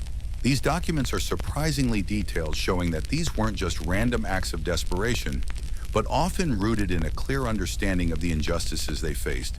It's like writing a very angry complaint letter, except your stationery is a rice paper scroll, and your potential delivery method involves marching to the magistrate's office en masse. On the appointed day, people start gathering often outside the village, perhaps in a forest or by a river, anywhere out of immediate sight of potential spies. You join them, your heart pounding, a nervous rhythm against your ribs. You see people you know, faces etched with fear and resolve. Some carry makeshift weapons, farming tools like sickles and hoes, bamboo staves. Others just carry their anger and their empty stomachs. Banners appear, simple cloth flags, often bearing the name of the village, or a symbol of unity, sometimes with slogans demanding justice or tax reduction. People tie white headbands around their foreheads, a symbol of readiness to die perhaps, or just a way to feel unified and look slightly more intimidating. All right, team matching headbands, let's go complain. It feels a bit like that, but with significantly higher stakes than losing a softball game. The march begins. It might be a few dozen people, it might be hundreds, sometimes even thousands from multiple villages converging. You walk the silence broken only by the sound of many feet on the dirt road and the occasional cough or murmur. There's a strange energy in the air, a mixture of terror, hope, and righteous indignation. You're acutely aware of the potential consequences. If this fails, the retribution will be brutal. Your village could be punished collectively, land confiscated, people executed. But as you walk alongside your neighbors feeling the collective will, the fear lessens, slightly replaced by a fragile sense of empowerment. You are not alone in your suffering anymore. When the Iki reaches its destination, often the local magistrate's office or the residence of a particularly hated official, the situation is tense. Sometimes the officials try to negotiate, sending out representatives to hear the demands. Sometimes they simply barricade themselves inside and call for reinforcements. The crowd might shout their grievances, wave their banners, present their list of demands. The goal is usually to force the authorities to address their issues, ideally by reducing the tax burden or implementing fairer policies. It's not typically an attempt to overthrow the shogunate itself, but rather to seek redress for local injustices within the existing system. Think of it as trying to get customer service to fix a terrible billing error, but if customer service had swords and could legally execute you. However, these situations were volatile. Fear on both sides, desperation on one, arrogance, and perceived authority on the other. Sometimes negotiations broke down. Sometimes the crowd, fueled by hunger and anger, became impatient. Buildings might be attacked, officials' homes, ransacked granaries, the ones that weren't empty or perhaps held confiscated grain raided. Violence could erupt, leading to clashes with local samurai or police forces. This is when the simple hoes and sickles faced off against swords and spears. The outcome was often tragic for the peasants, who were typically outmatched by trained fighters. A mainstream historical fact about Edo period Iki is their sheer frequency. There were literally thousands of recorded peasant uprisings throughout the 260-year period. While many were small and local, some involved tens of thousands of participants and covered large areas. The peak frequency was often during times of economic hardship or after major famines, directly linking these protests to the pressures of the tax system and agricultural failures. This wasn't a rare occurrence. It was a recurring feature of life under the shogunate, a constant undercurrent of potential unrest simmering beneath the surface of apparent stability. It's almost like if your country had a national sport, and that sport was occasionally rise up against taxes, gold medalists in being fed up. The authorities responded to Iki with a mix of tactics. They might use force to suppress the uprising, resulting in casualties and arrests. Leaders were almost always executed, often publicly, as a deterrent. But sometimes, surprisingly, they would partially concede to the demands, at least temporarily, to quell the unrest. Reducing taxes for a year, punishing a notoriously corrupt official, or promising better treatment might be used to disperse the crowd and restore order. This wasn't out of kindness, but practicality. A full-blown, widespread rebellion was more costly and dangerous than a temporary concession. It's the administrative equivalent of giving a toddler one cookie to stop a full-blown tantrum in the supermarket. Sometimes you just do what you have to do for peace and quiet. There's a quirky or perhaps deeply poignant tidbit related to Iki, known as Ochimusha hunt or fallen warrior hunt. After an Iki was suppressed and the peasant forces defeated local villagers who had not participated, or sometimes even those who had but managed to escape immediate capture, might be ordered or encouraged by the authorities to hunt down the fleeing participants. This was a way for the authorities to divide communities and ensure complicity, turning neighbor against neighbor and preventing the defeated rebels from regrouping. Imagine surviving a failed uprising injured and trying to hide only to find your own villagers are now hunting you for a reward or to prove their loyalty. It's a grim layer of betrayal on top of the already heavy cost of resistance. Talk about adding insult to mortal injury. Historians still argue whether Edo period Iki should be seen primarily as defensive reactions aimed at restoring a perceived traditional order and customary rights like fair taxation levels from the past, or as proto-revolutionary movements that contain the seeds of modern political consciousness and class struggle. Were they looking backward to a better time or forward towards a different kind of society? Did they simply want the rules, as they understood them, to be followed, or were they challenging the fundamental power structure? It's a debate about whether these were conservative protests against change or radical demands for it all, wrapped up in the desperate act of hungry people risking everything. Participating in an Iki was an act of immense courage born of absolute despair. You knew the potential price, but the alternative seemed worse. You might not have had swords or armor, but you had numbers unity, however fragile, and a moral claim rooted in your suffering. It was a gamble, a desperate throw of the dice in the hopes of surviving the next year, of keeping your family fed, of simply being seen and heard by a system that otherwise rendered you invisible, except when demanding your tribute. Walking back to your village after a failed Iki, the mood is bleak, the fear palpable. You've seen friends fall, heard the screams. The authorities are coming, hiding bodies, destroying evidence of participation, preparing for the inevitable interrogations and punishments. If the Iki was successful in gaining concessions, there's a temporary fragile relief, but also the knowledge that the authorities can always change their minds later. The fundamental problem, the reliance on grain tax in a precarious agricultural system, the inherent power imbalance, remains. The ghosts from the previous section, the spirits of those who died from suffering, perhaps they walk with you now, or maybe they are among those who fell in the struggle. The line between the living and the dead, the real and the spectral, feels incredibly thin when your own life hangs by a thread threatened by both starvation and the swift blade of justice. You survived the Iki, but the struggle in different forms is far from over.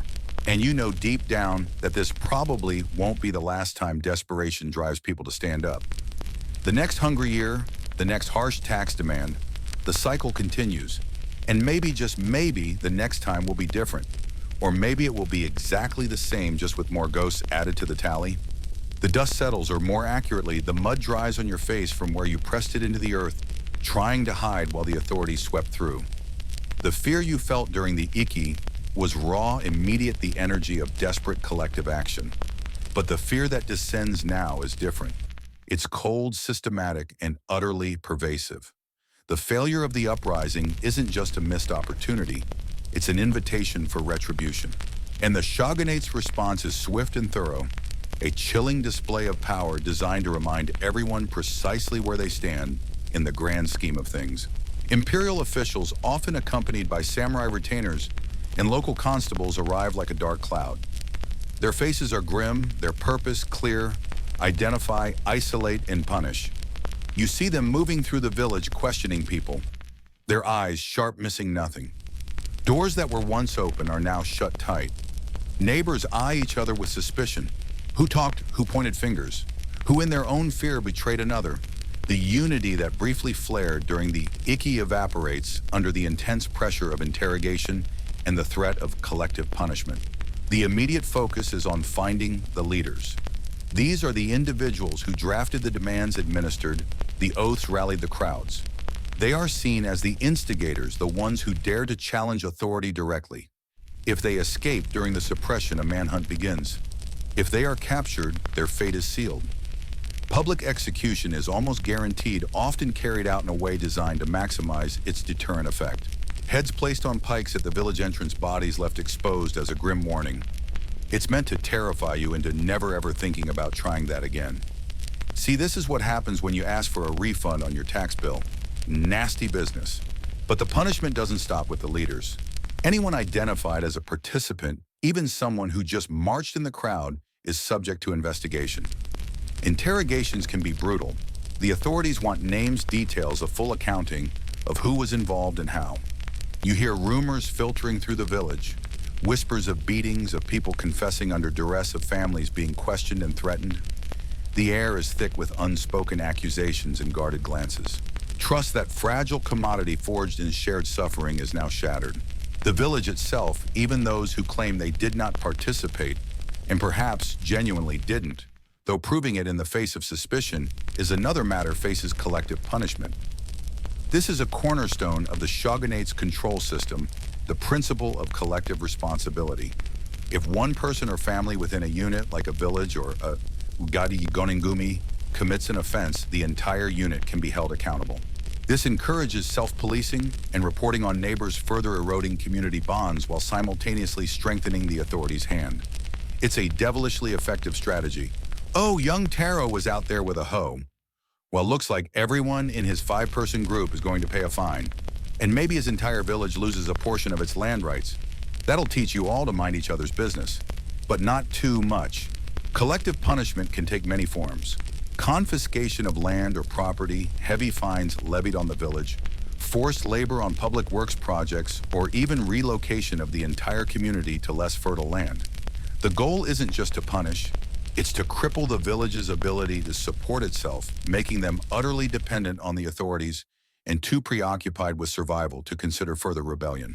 The economic hardship that drove the Iki in the first place is now exacerbated as a direct consequence of the failed attempt to alleviate it. It's a vicious cycle, and you are trapped in the middle of it. Beyond immediate retribution, the shogunate maintains a sophisticated for its time system of surveillance and control aimed at preventing unrest. One of the most significant was the gonengumi system, which translates roughly to 5-person groups. Every household in a village or urban neighborhood was organized into these groups. The members of a gonengumi were collectively responsible for the behavior and actions of every other member. If someone committed a crime, failed to pay taxes, or engaged in suspicious activity like attending a secret meeting, planning an Iki, the entire group could be punished. This system served multiple purposes. It facilitated tax collection and census keeping, as the group was responsible for ensuring everyone paid their share and was accounted for. More importantly, it created a layer of peer pressure and mutual surveillance. You were incentivized to keep an eye on your neighbors, not out of nosiness, but because their actions could directly impact your own well-being. It's like a neighborhood watch program, but if failure to report your neighbor's slightly too loud karaoke session resulted in you losing your house.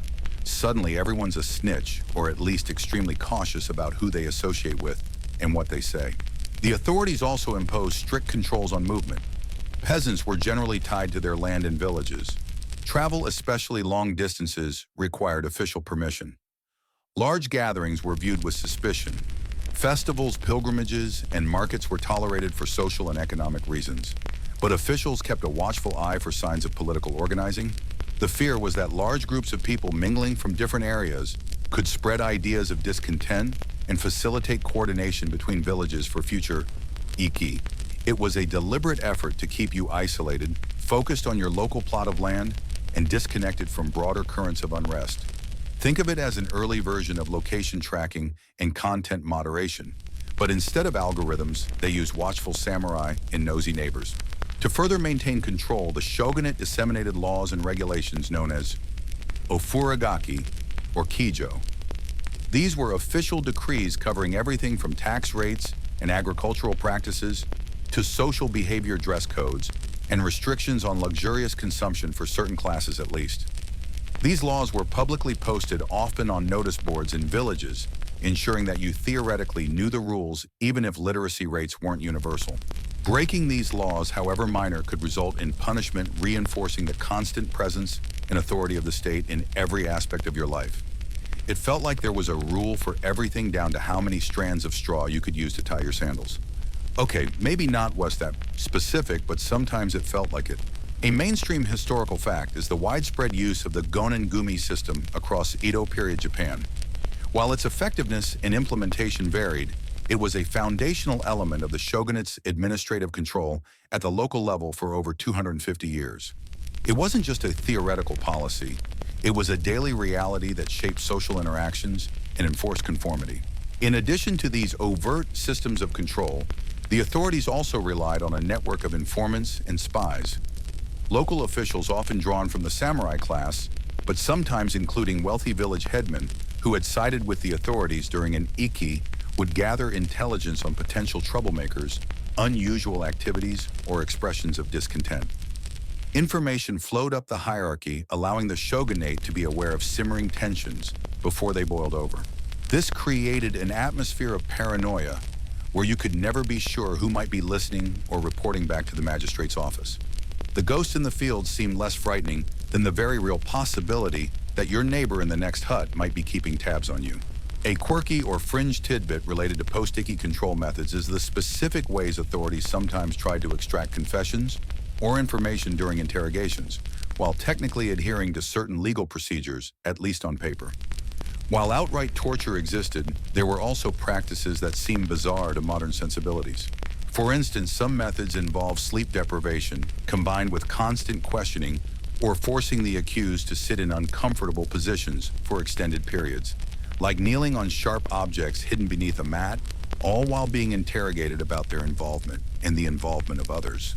These weren't the flashy rack and thumbscrew kind of torture you might imagine, but insidious, psychologically draining methods designed to break a person's will and extract confessions, regardless of their truthfulness.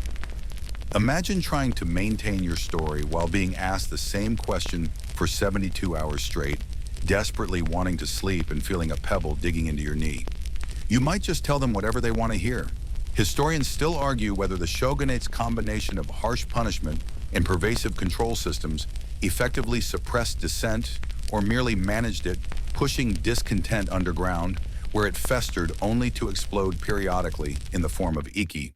Did the fear of reprisal genuinely deter people from rising up, or did it simply make the uprisings that did occur even more desperate and violent when they finally happened? Was the Edo period peaceful because of these controls, or did the controls create the very conditions that made the peace fragile and punctuated by moments of intense conflict? It's a debate about cause and effect, about the true nature of stability built upon fear and economic precarity. Living under this system meant constant vigilance. You learned to measure your words, to be careful about who you spent time with, and to outwardly project an image of obedience and conformity, even if you harbored resentment and anger inside. The heavy hand of the government was always present, a silent pressure on your daily life. You saw the ruined houses of those who were punished, heard the stories of executions, and felt the weight of collective responsibility for the actions of your neighbors. Even seemingly benevolent actions by the authorities could feel like another form of control. If a famine was particularly severe, the shogunate might authorize some form of relief, like distributing emergency rice rations or temporarily reducing taxes. But these acts of charity were often insufficient, arrived too late, and were presented as acts of the shogun's benevolence, reinforcing his power and the peasants' dependence, rather than acknowledging any right to assistance. It was a way of saying, we are giving you this out of the goodness of our hearts, remember that, and don't forget who's in charge. The memory of the failed iki hangs heavy over the village. The ghosts of those who died fighting or were executed afterward are palpable, their presence a constant reminder of the cost of resistance and the power of the state. The air is thick with unspoken grief and lingering fear. You return to your field, your back aching, your stomach empty, the weight of surveillance and control settling back onto your shoulders. The grain tax will be due again. The pressures will mount again. And the cycle of suffering, desperation, potential resistance, and brutal suppression will continue. You look at the faces of your neighbors, the ones who survived, the ones who didn't betray you. There is a weariness there, a deep-seated fatigue. But perhaps beneath the weariness, there is also a tiny spark, a shared understanding, forged in the crucible of shared hardship and brief, desperate rebellion. Maybe that spark, however small, is something the authorities can't entirely extinguish, no matter how many laws they pass or how many spies they employ. But for now, you focus on surviving the immediate aftermath, keeping your head down and hoping you haven't been marked for punishment. The silence is deafening after the storm of the Iki, and it's the silence of absolute control reasserted. The silence that settled after the shogunate's heavy hand swept through isn't truly silent. It's filled with the unspoken, the grief for those lost, the fear for those who remain, the gnawing anxiety about the next harvest, and the inevitable tax collector. You walk through the village and the faces you see are different now. The brief spark of defiant hope you saw during the Iki, the shared sense of purpose has been extinguished, replaced by a hollow weariness. People keep their eyes down, their shoulders slumped. Conversations are guarded hushed whispers about the weather or the crops, never venturing into dangerous territory. The sense of community so recently forged in rebellion is fractured by suspicion and the lingering fear of informants. Every shadow seems to hide a watchful eye. Every unfamiliar sound at night triggers a jolt of fear. Was that a magistrate's patrol? Is someone knocking at your door in the dead of night? Your sleep is troubled, haunted by nightmares of the violence you witnessed, the faces of those who didn't survive the cold, unyielding gaze of the authorities. The psychological toll is immense. You feel trapped, powerless. The failed uprising didn't liberate you. It cemented your chains and showed you the terrifying cost of trying to loosen them. In this environment of pervasive fear and trauma, where earthly justice fails spectacularly, minds often turn to other realms for answers, comfort, or explanation. The spirits of the dead, particularly those who met violent or unjust ends, become more than just figures of folklore. They feel terrifyingly real, perhaps even vengeful. Those who were executed, those who died fighting those who perished from starvation or illness, exacerbated by the harsh conditions. Their souls are believed to linger restless and angry. They are the most obvious candidates for the strange occurrences that begin to plague the village. You start hearing the stories. Whispers spread through the village like a cold draft. A farmer working late in the field saw a figure shimmering in the moonlight, disappearing when he looked directly at it. It was said to be the spirit of old man Kenji, who died trying to defend his meager plot during the suppression. A woman claims she heard weeping outside her hut at night, a sound that seemed to emanate from the direction of the execution grounds, though no one was there. It was the sound of the women whose husbands were killed. Small objects go missing and reappear in odd places. Unexplained cold spots are felt indoors even on warm nights. The air feels heavy, charged with unseen presence. These aren't just idle tales. They serve a purpose in a society struggling with trauma and injustice. Belief in ghosts and vengeful spirits provides a way to process overwhelming grief and anger that cannot be safely expressed against the living authorities. The spirits of the oppressed become proxies for their living counterparts. If you can't confront the magistrate who ordered the executions, perhaps you can acknowledge the suffering of his victims by believing their spirits still walk among you. It's a form of remembering, a way of keeping the memory of the injustice alive when outward protest is impossible. Moreover, these beliefs can be a form of seeking justice or explanation in the supernatural realm when the mundane world offers none. Why did Kenji die? Why did the Iki fail? Why is life so relentlessly hard? Perhaps it's the curse of the land itself, stained by injustice and suffering.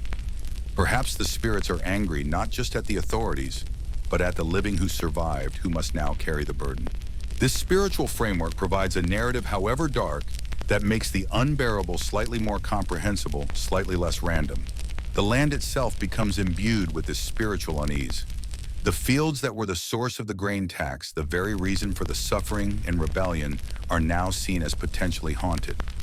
The soil that absorbed the blood of the fallen, the tracks where the authorities dragged away those to be punished, the places where people starved. These locations become focal points for ghostly activity. You feel it when you're working alone in the fields, a prickling sensation on the back of your neck, a sense that you are not alone.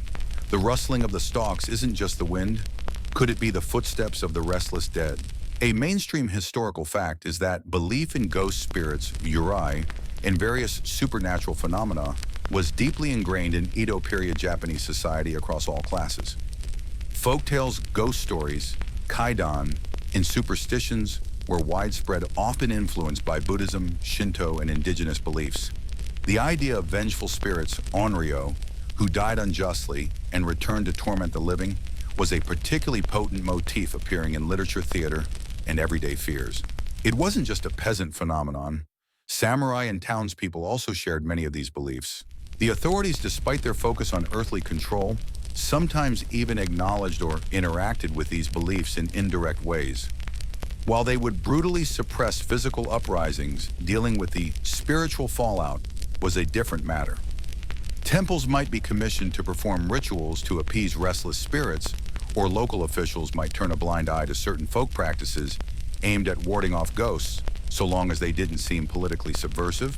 It was a pragmatic approach. Better to let the peasants worry about ghosts than about organizing another rebellion. A quirky or fringe tidbit related to this blend of fear and folklore is the belief in tsukumogami, objects that gain a spirit after existing for 100 years. While often depicted whimsically, this belief could also take on a darker edge in the context of oppression. Imagine an old tool passed down through generations, soaked in the sweat and tears of endless labor, witnessing famines and iki. Perhaps after a century, such an object could develop a spirit that embodies the accumulated suffering of its owners, becoming a minor localized haunting, tied specifically to the burden of work and tax. Your worn hoe isn't just a tool. After 100 years, it might develop a grudge. Historians still argue whether the rise in the prominence of certain types of ghost stories or the intensification of existing beliefs during periods of social and economic upheaval was a spontaneous psychological response to trauma or a more deliberate cultural coping mechanism. Did the Kaidan boom of the Edo period simply reflect a societal fascination with the macabre, or was it fueled by the very real widespread suffering and injustice experienced by the lower classes, giving voice to anxieties that couldn't be articulated through direct political means? Was it entertainment or a veiled form of social commentary and psychological release? The stories of the ghosts then become interwoven with the narrative of the failed iki and the oppressive tax system. The spirits aren't random spooks. They are the ghosts of the grain tax. Themselves specters born from the earth that demanded so much from the system, that took so much, and from the lives that were broken and extinguished in the process. They are the unquiet echoes of suffering, a constant eerie reminder that the struggle, though suppressed in the physical realm, continues in the spiritual one. You find yourself participating in this cycle of fear and storytelling. You listen intently when someone recounts a strange occurrence, nodding solemnly. Perhaps you even share a story of your own, a fleeting glimpse you caught in the corner of your eye, a chilling sensation on your skin. These shared experiences of the uncanny while terrifying also create a new, albeit morbid form of connection among the villagers. In a world where trust among the living is fragile, perhaps there is a strange solidarity in being haunted by the same restless dead. These aren't the grand dramatic hauntings of samurai castles or wealthy merchant houses that you might hear about in the cities. These are the ghosts of the poor, the ghosts of the fields, the ghosts of empty bellies and broken promises. They are tied to the mundane horrors of peasant life, the heavy basket of grain you carried to the Lord's storehouse, the eviction notice tacked to your door, the empty space at the table where a family member used to sit. Their stories are whispered not in elegant parlors but in drafty huts over sparse meals, or while huddled together for warmth on cold nights. You might start carrying small talismans or engaging in minor rituals to ward off these spirits, even if you're not entirely convinced you believe in them. Better safe than sorry, right? A sprig of peach wood by the door, a hastily scribbled protective charm avoiding certain paths after dark. These actions provide a small, tangible sense of control in a life otherwise utterly controlled by external forces. They are small acts of defiance against an unseen enemy, perhaps even more palatable than direct defiance against the very visible and very dangerous authorities. The atmosphere is heavy, thick with the past. The scent of the earth, the whisper of the wind through the rice stalks, the distant call of a bird. Everything seems potentially significant, potentially a sign of the unseen. The world you inhabit has become multi-layered with the brutal reality of shogunate rule and the oppressive grain tax sitting side by side with a spectral reality populated by the restless dead of the Iki. Both exert pressure on you, one through physical force and economic hardship, the other through psychological dread and pervasive superstition. And both remind you constantly of your precarious place in the world. The silence after the icky was the sound of control, but the whispers that follow are the sound of ghosts. The air, thick with unspoken grief and fear, seems to vibrate with possibility. You find yourself drawn to the hushed conversations that happen just out of earshot of the village elder, or anyone who might be seen as too close to the few remaining headmen. These aren't the loud, boisterous gatherings of the past. They are quiet affairs, maybe 2 or 3 people huddled by a low fire, sharing a meager meal after a long day in the fields. And the stories they share, whispered in low tones, are increasingly about the uncanny, the strange, the things that go bump in the Edo night. You listen as old Manji tells of seeing lights dancing in the graveyard, lights that seem to flicker and beckon towards the river where many bodies were disposed of after the brutal suppression. They're trying to guide them home. He mutters, his eyes wide with a mixture of pity and dread. The ones who didn't get a proper burial. You hear a young woman, barely more than a girl, describe waking up to find muddy footprints leading from her door and simply vanishing a few steps away, just the size of her father's feet. Her father, who was taken away during the roundups and never returned. These aren't just random tales of spooks. They are narratives woven from the raw material of your recent trauma. The ghosts are not generic figures. They are specific people, the leader of your Iki, whose head was supposedly displayed in the next town. The quiet farmer from down the lane known for his skill with the hoe. The women and children who succumbed to starvation when the last harvest was confiscated. Their spectral forms are seen near the places of their suffering or death. The fields, the crossroads where summary executions took place, the paths leading away from the village towards the magistrate's seat.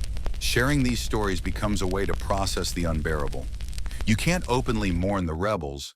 They were declared traitors. You can't condemn the shogunate. That's sedition.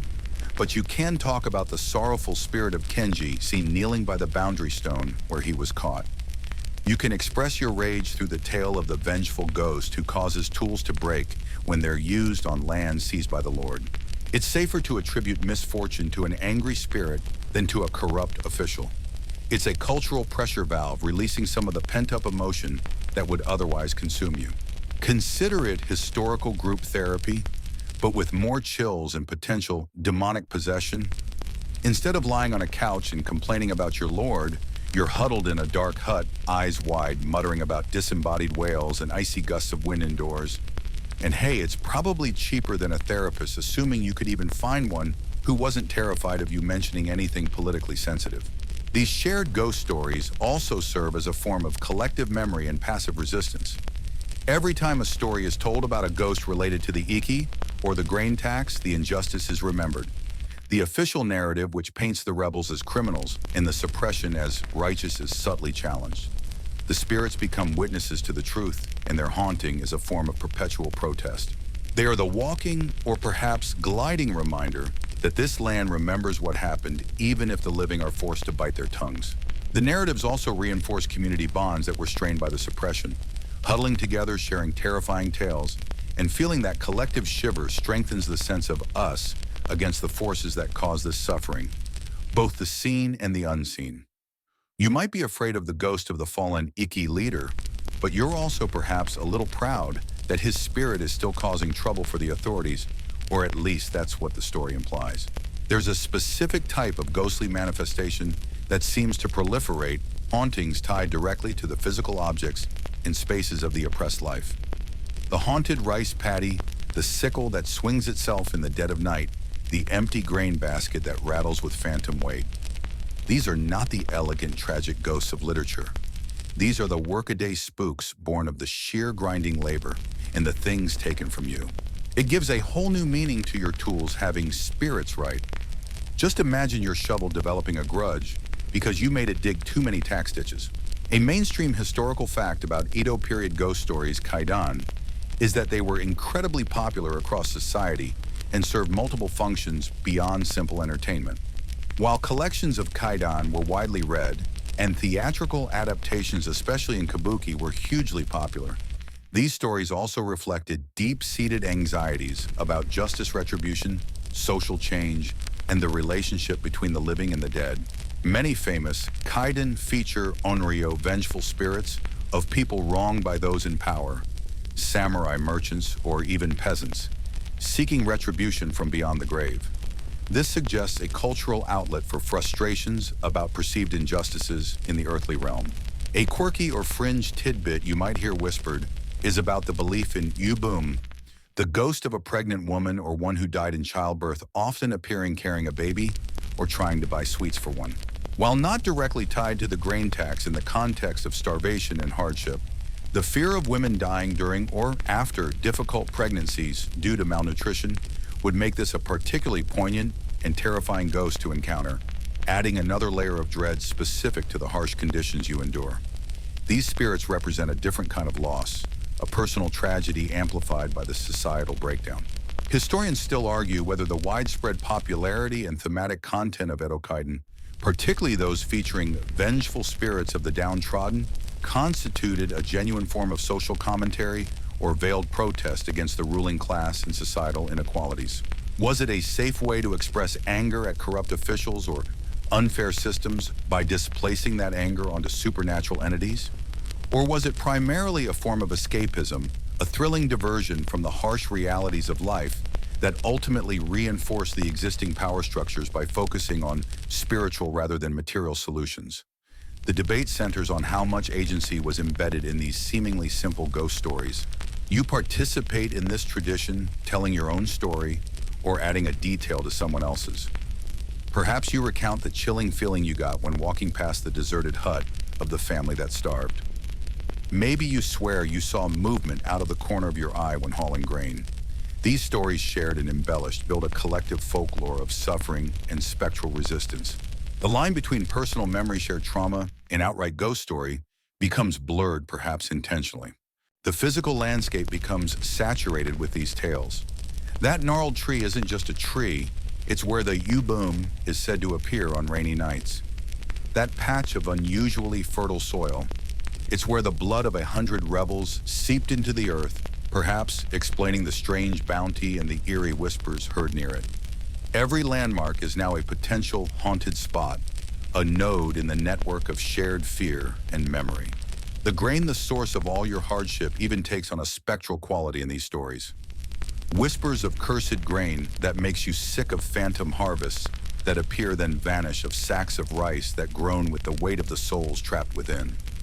The very substance that connects you to the oppressive tax system is imbued with the negative energy of the spirits it helped create. It's a powerful metaphor for your situation. Even the food you depend on is tainted by suffering and injustice. You learn the local rituals and superstitions related to these specific ghosts, leaving a small offering of rice, a precious commodity, even a tiny bit at a particular spot to appease a spirit tying a protective knot before entering the fields, avoiding certain paths after dark. These aren't necessarily acts of deep faith, but they are acts of hope. Hope that you can exert some control over the unseen forces that mirror the uncontrollable forces in your physical life. They are rituals born of desperation, a plea for protection when the protectors themselves are the threat. Through these shared stories, you are constantly reminded of what was lost and why. The ghosts are the living embodiments of the cost of the grain tax and the rebellion. They are the silent witnesses to the suffering given voice only through the fearful whispers of the survivors.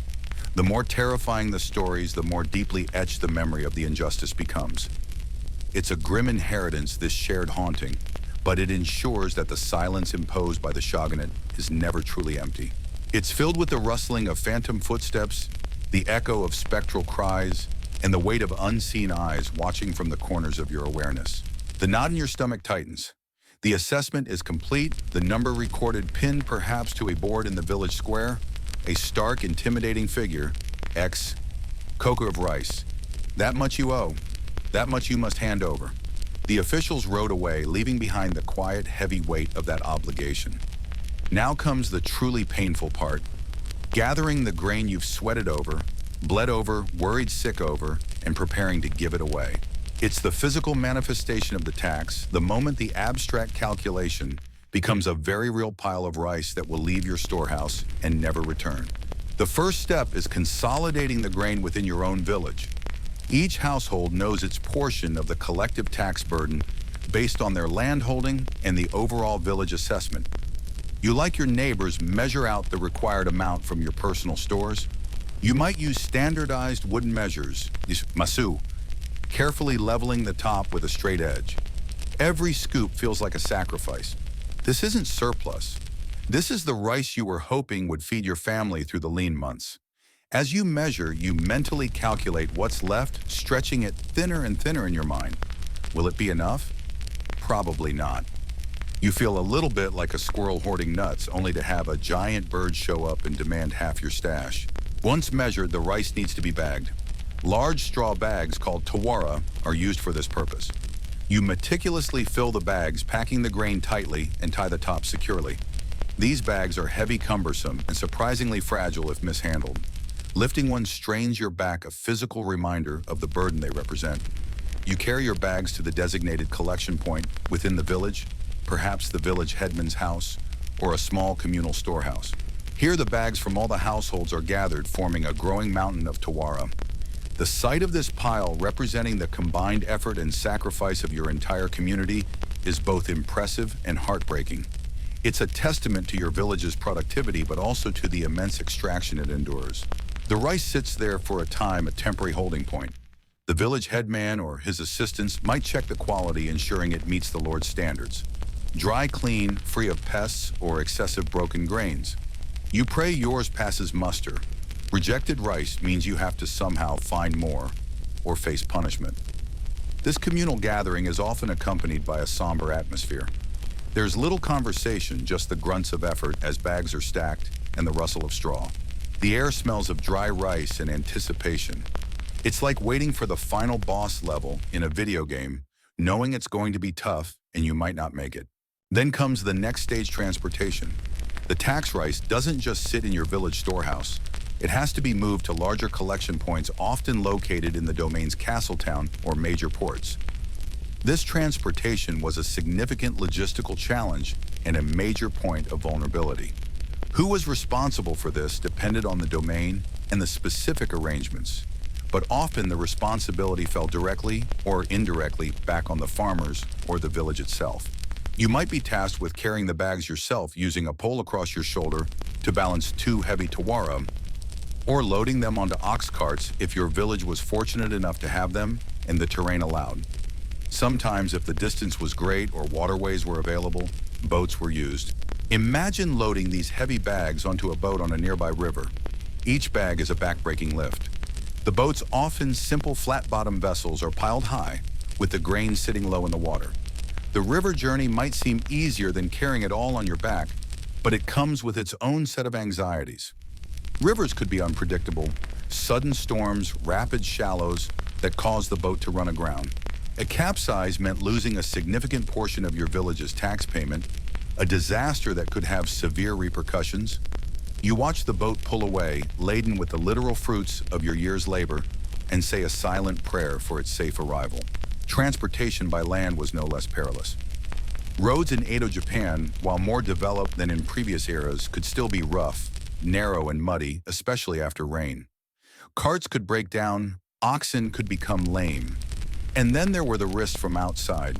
While the Edo period was generally peaceful, remote roads and waterways were not entirely free from danger. Bandits, though perhaps not as common as in previous centuries, could still pose a threat, seeing the rice shipments as valuable targets. Protecting the shipments was crucial.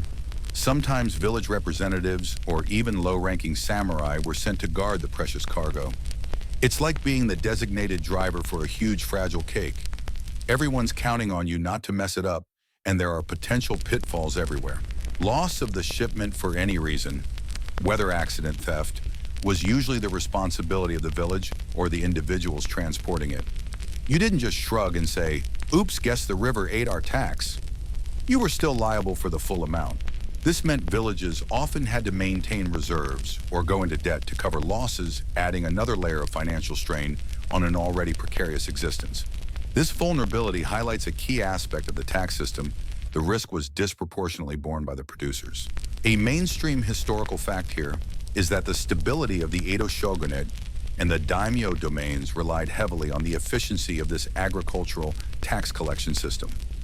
Rice was the primary unit of wealth and exchange, the basis of samurai stipends and domain finances.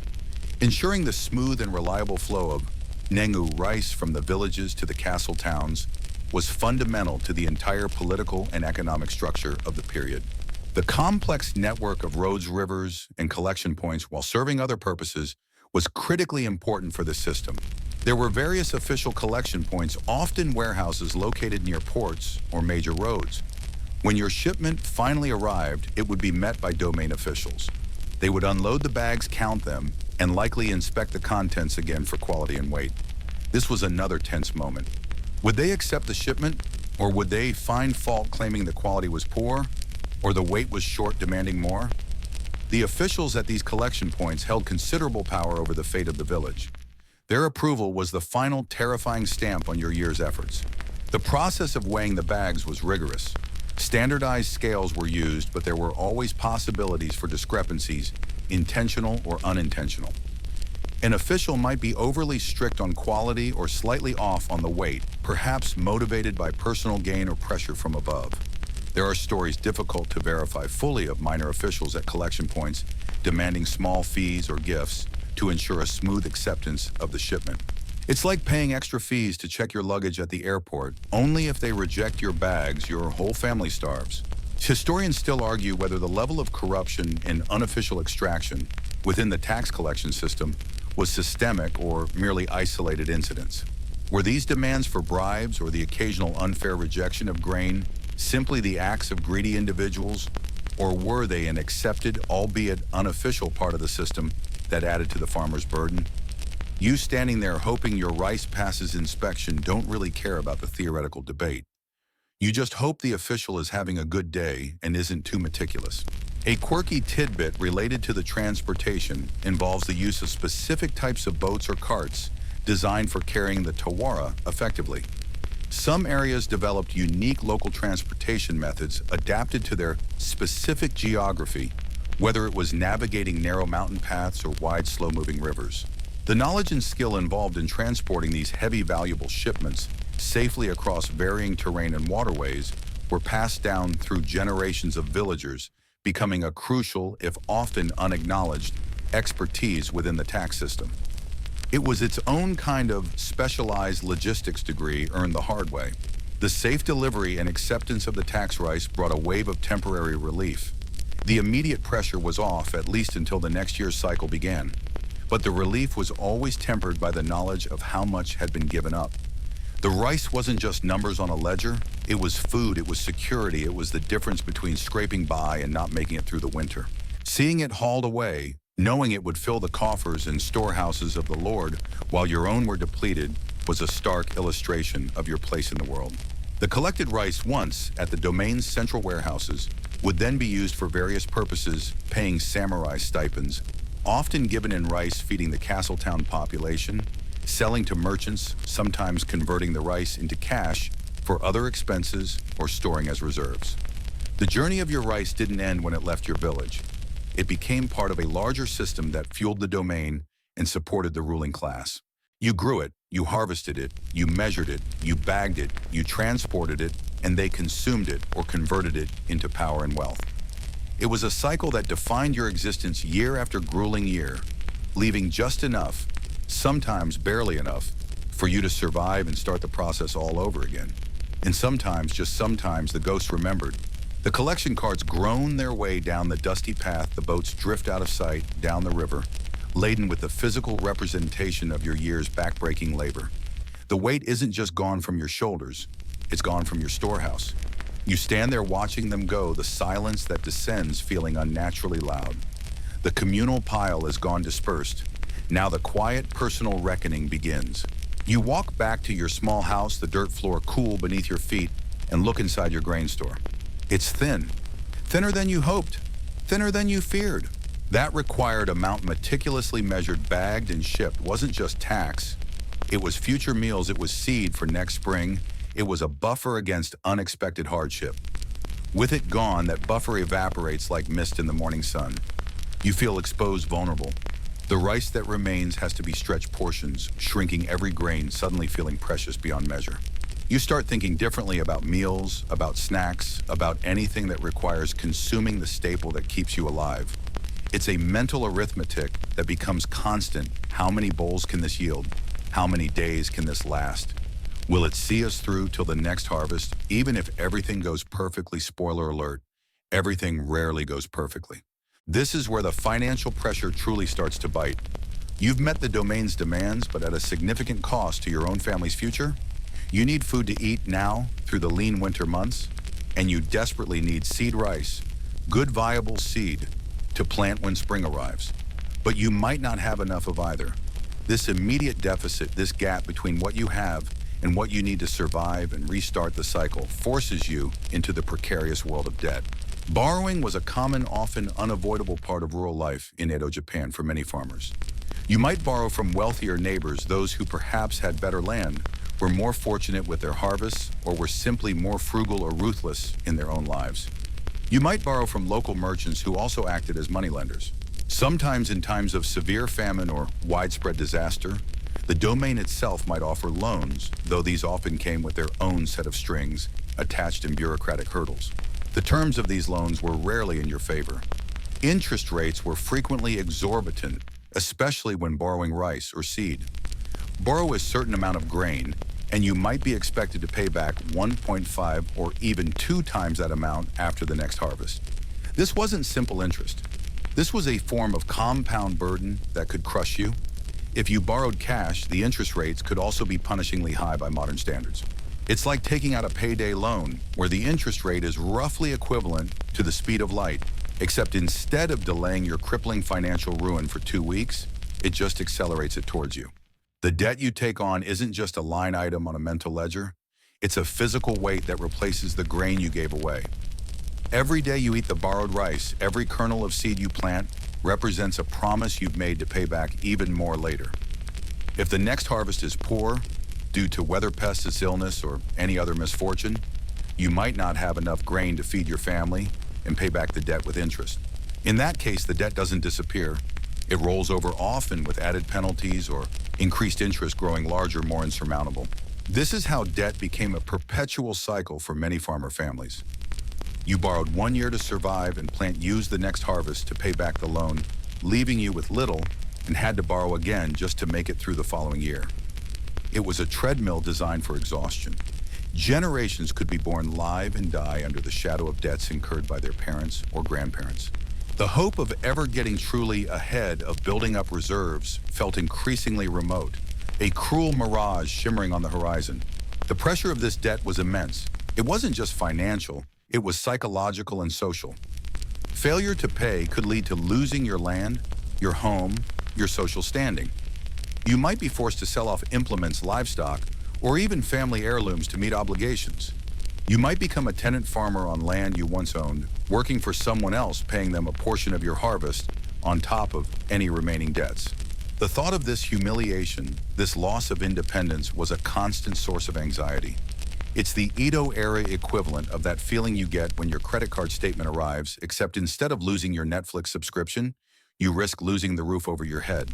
This cycle of debt and precariousness contributed significantly to social stratification within villages. Some families, perhaps starting with better land, a lucky break, or simply being more ruthless in lending, would accumulate wealth, often in the form of grain or land, while others sank deeper into poverty and dependency. This internal village dynamic could create tensions and resentments, adding another layer of stress to the already difficult lives of the poor farmers. A mainstream historical fact is that widespread rural debt and the resulting impoverishment were significant factors contributing to social unrest and agrarian uprisings that occurred periodically throughout the Edo period. While the period is often characterized by stability, the underlying economic pressures on the peasantry created simmering discontent that occasionally boiled over into open rebellion against domain lords or the shogunate, though localized protests and escapes were more common responses to unbearable conditions. The desperation born of this crushing debt and poverty could manifest in various ways. Some farmers, unable to cope, might abandon their land entirely, attempting to flee the domain in search of a better life elsewhere, often becoming rootless wanderers or trying to find work in towns. This was risky as movement was controlled and they could be apprehended and returned. Others might resort to more desperate measures within the village, potentially leading to internal conflict or even crime, though the tight-knit nature of village society and the harsh punishments for such acts often limited these options. For many, the desperation was a quiet gnawing dread, a constant companion. There's a quirky tidbit related to debt repayment.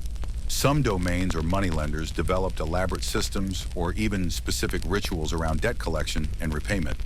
There are accounts of debtors having to formally prostrate themselves before creditors or of public postings detailing who owed what, adding social shame to the financial burden.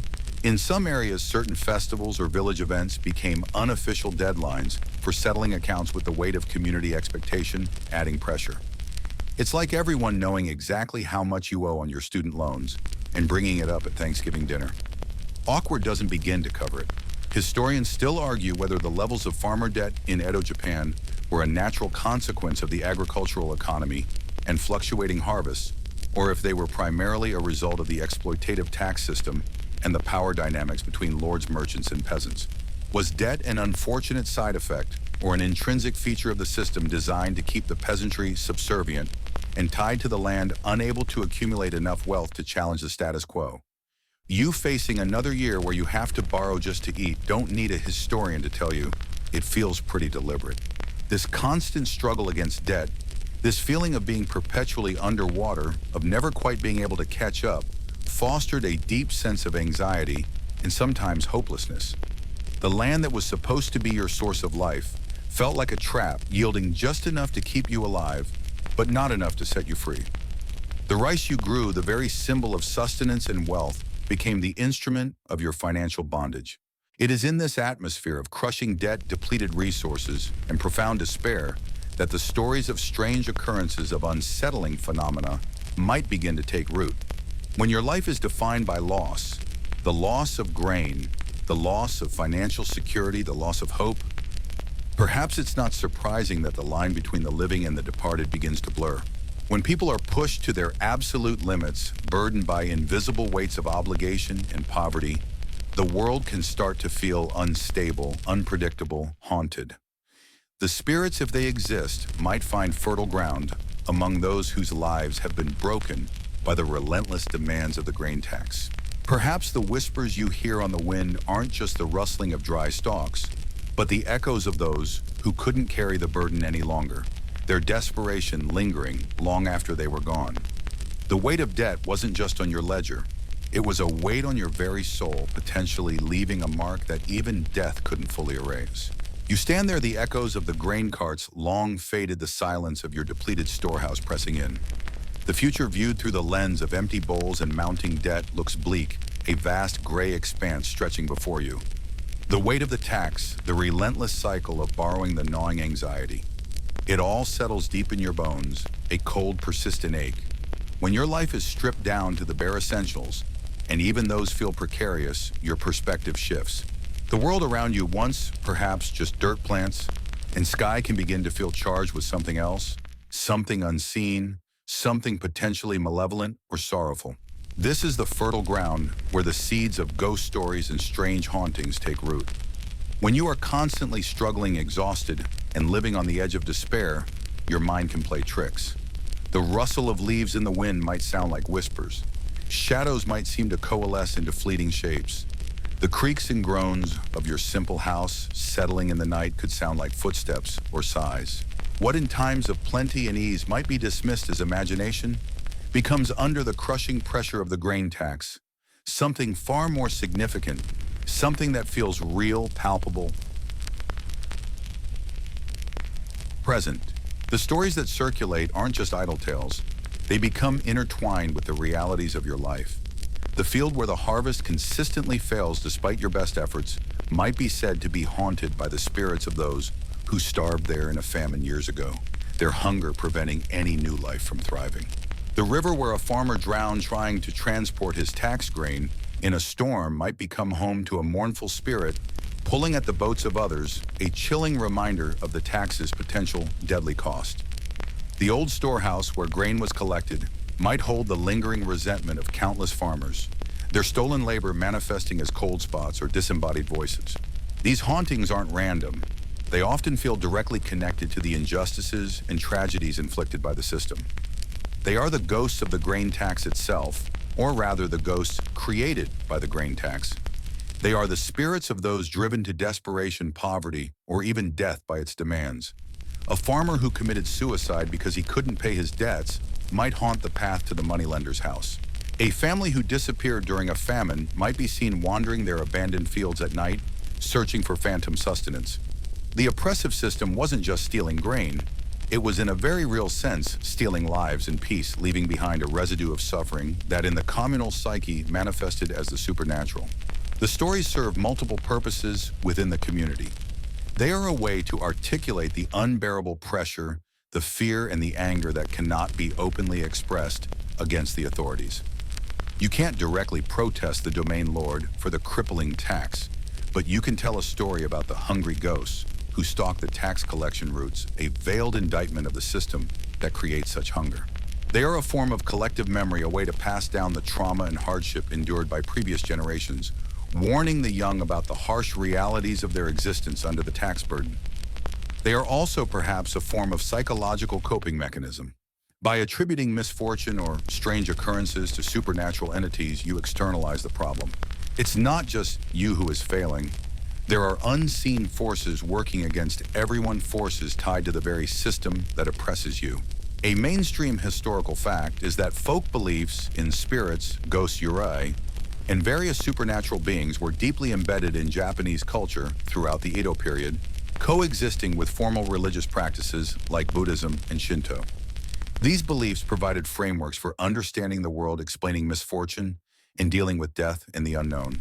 The economic hardships faced by the peasantry, particularly the pressures of the grain tax, undoubtedly influenced the content, cost, and prevalence of these folk beliefs, shaping the narratives around misfortune and the afterlife to reflect the harsh realities of their daily lives.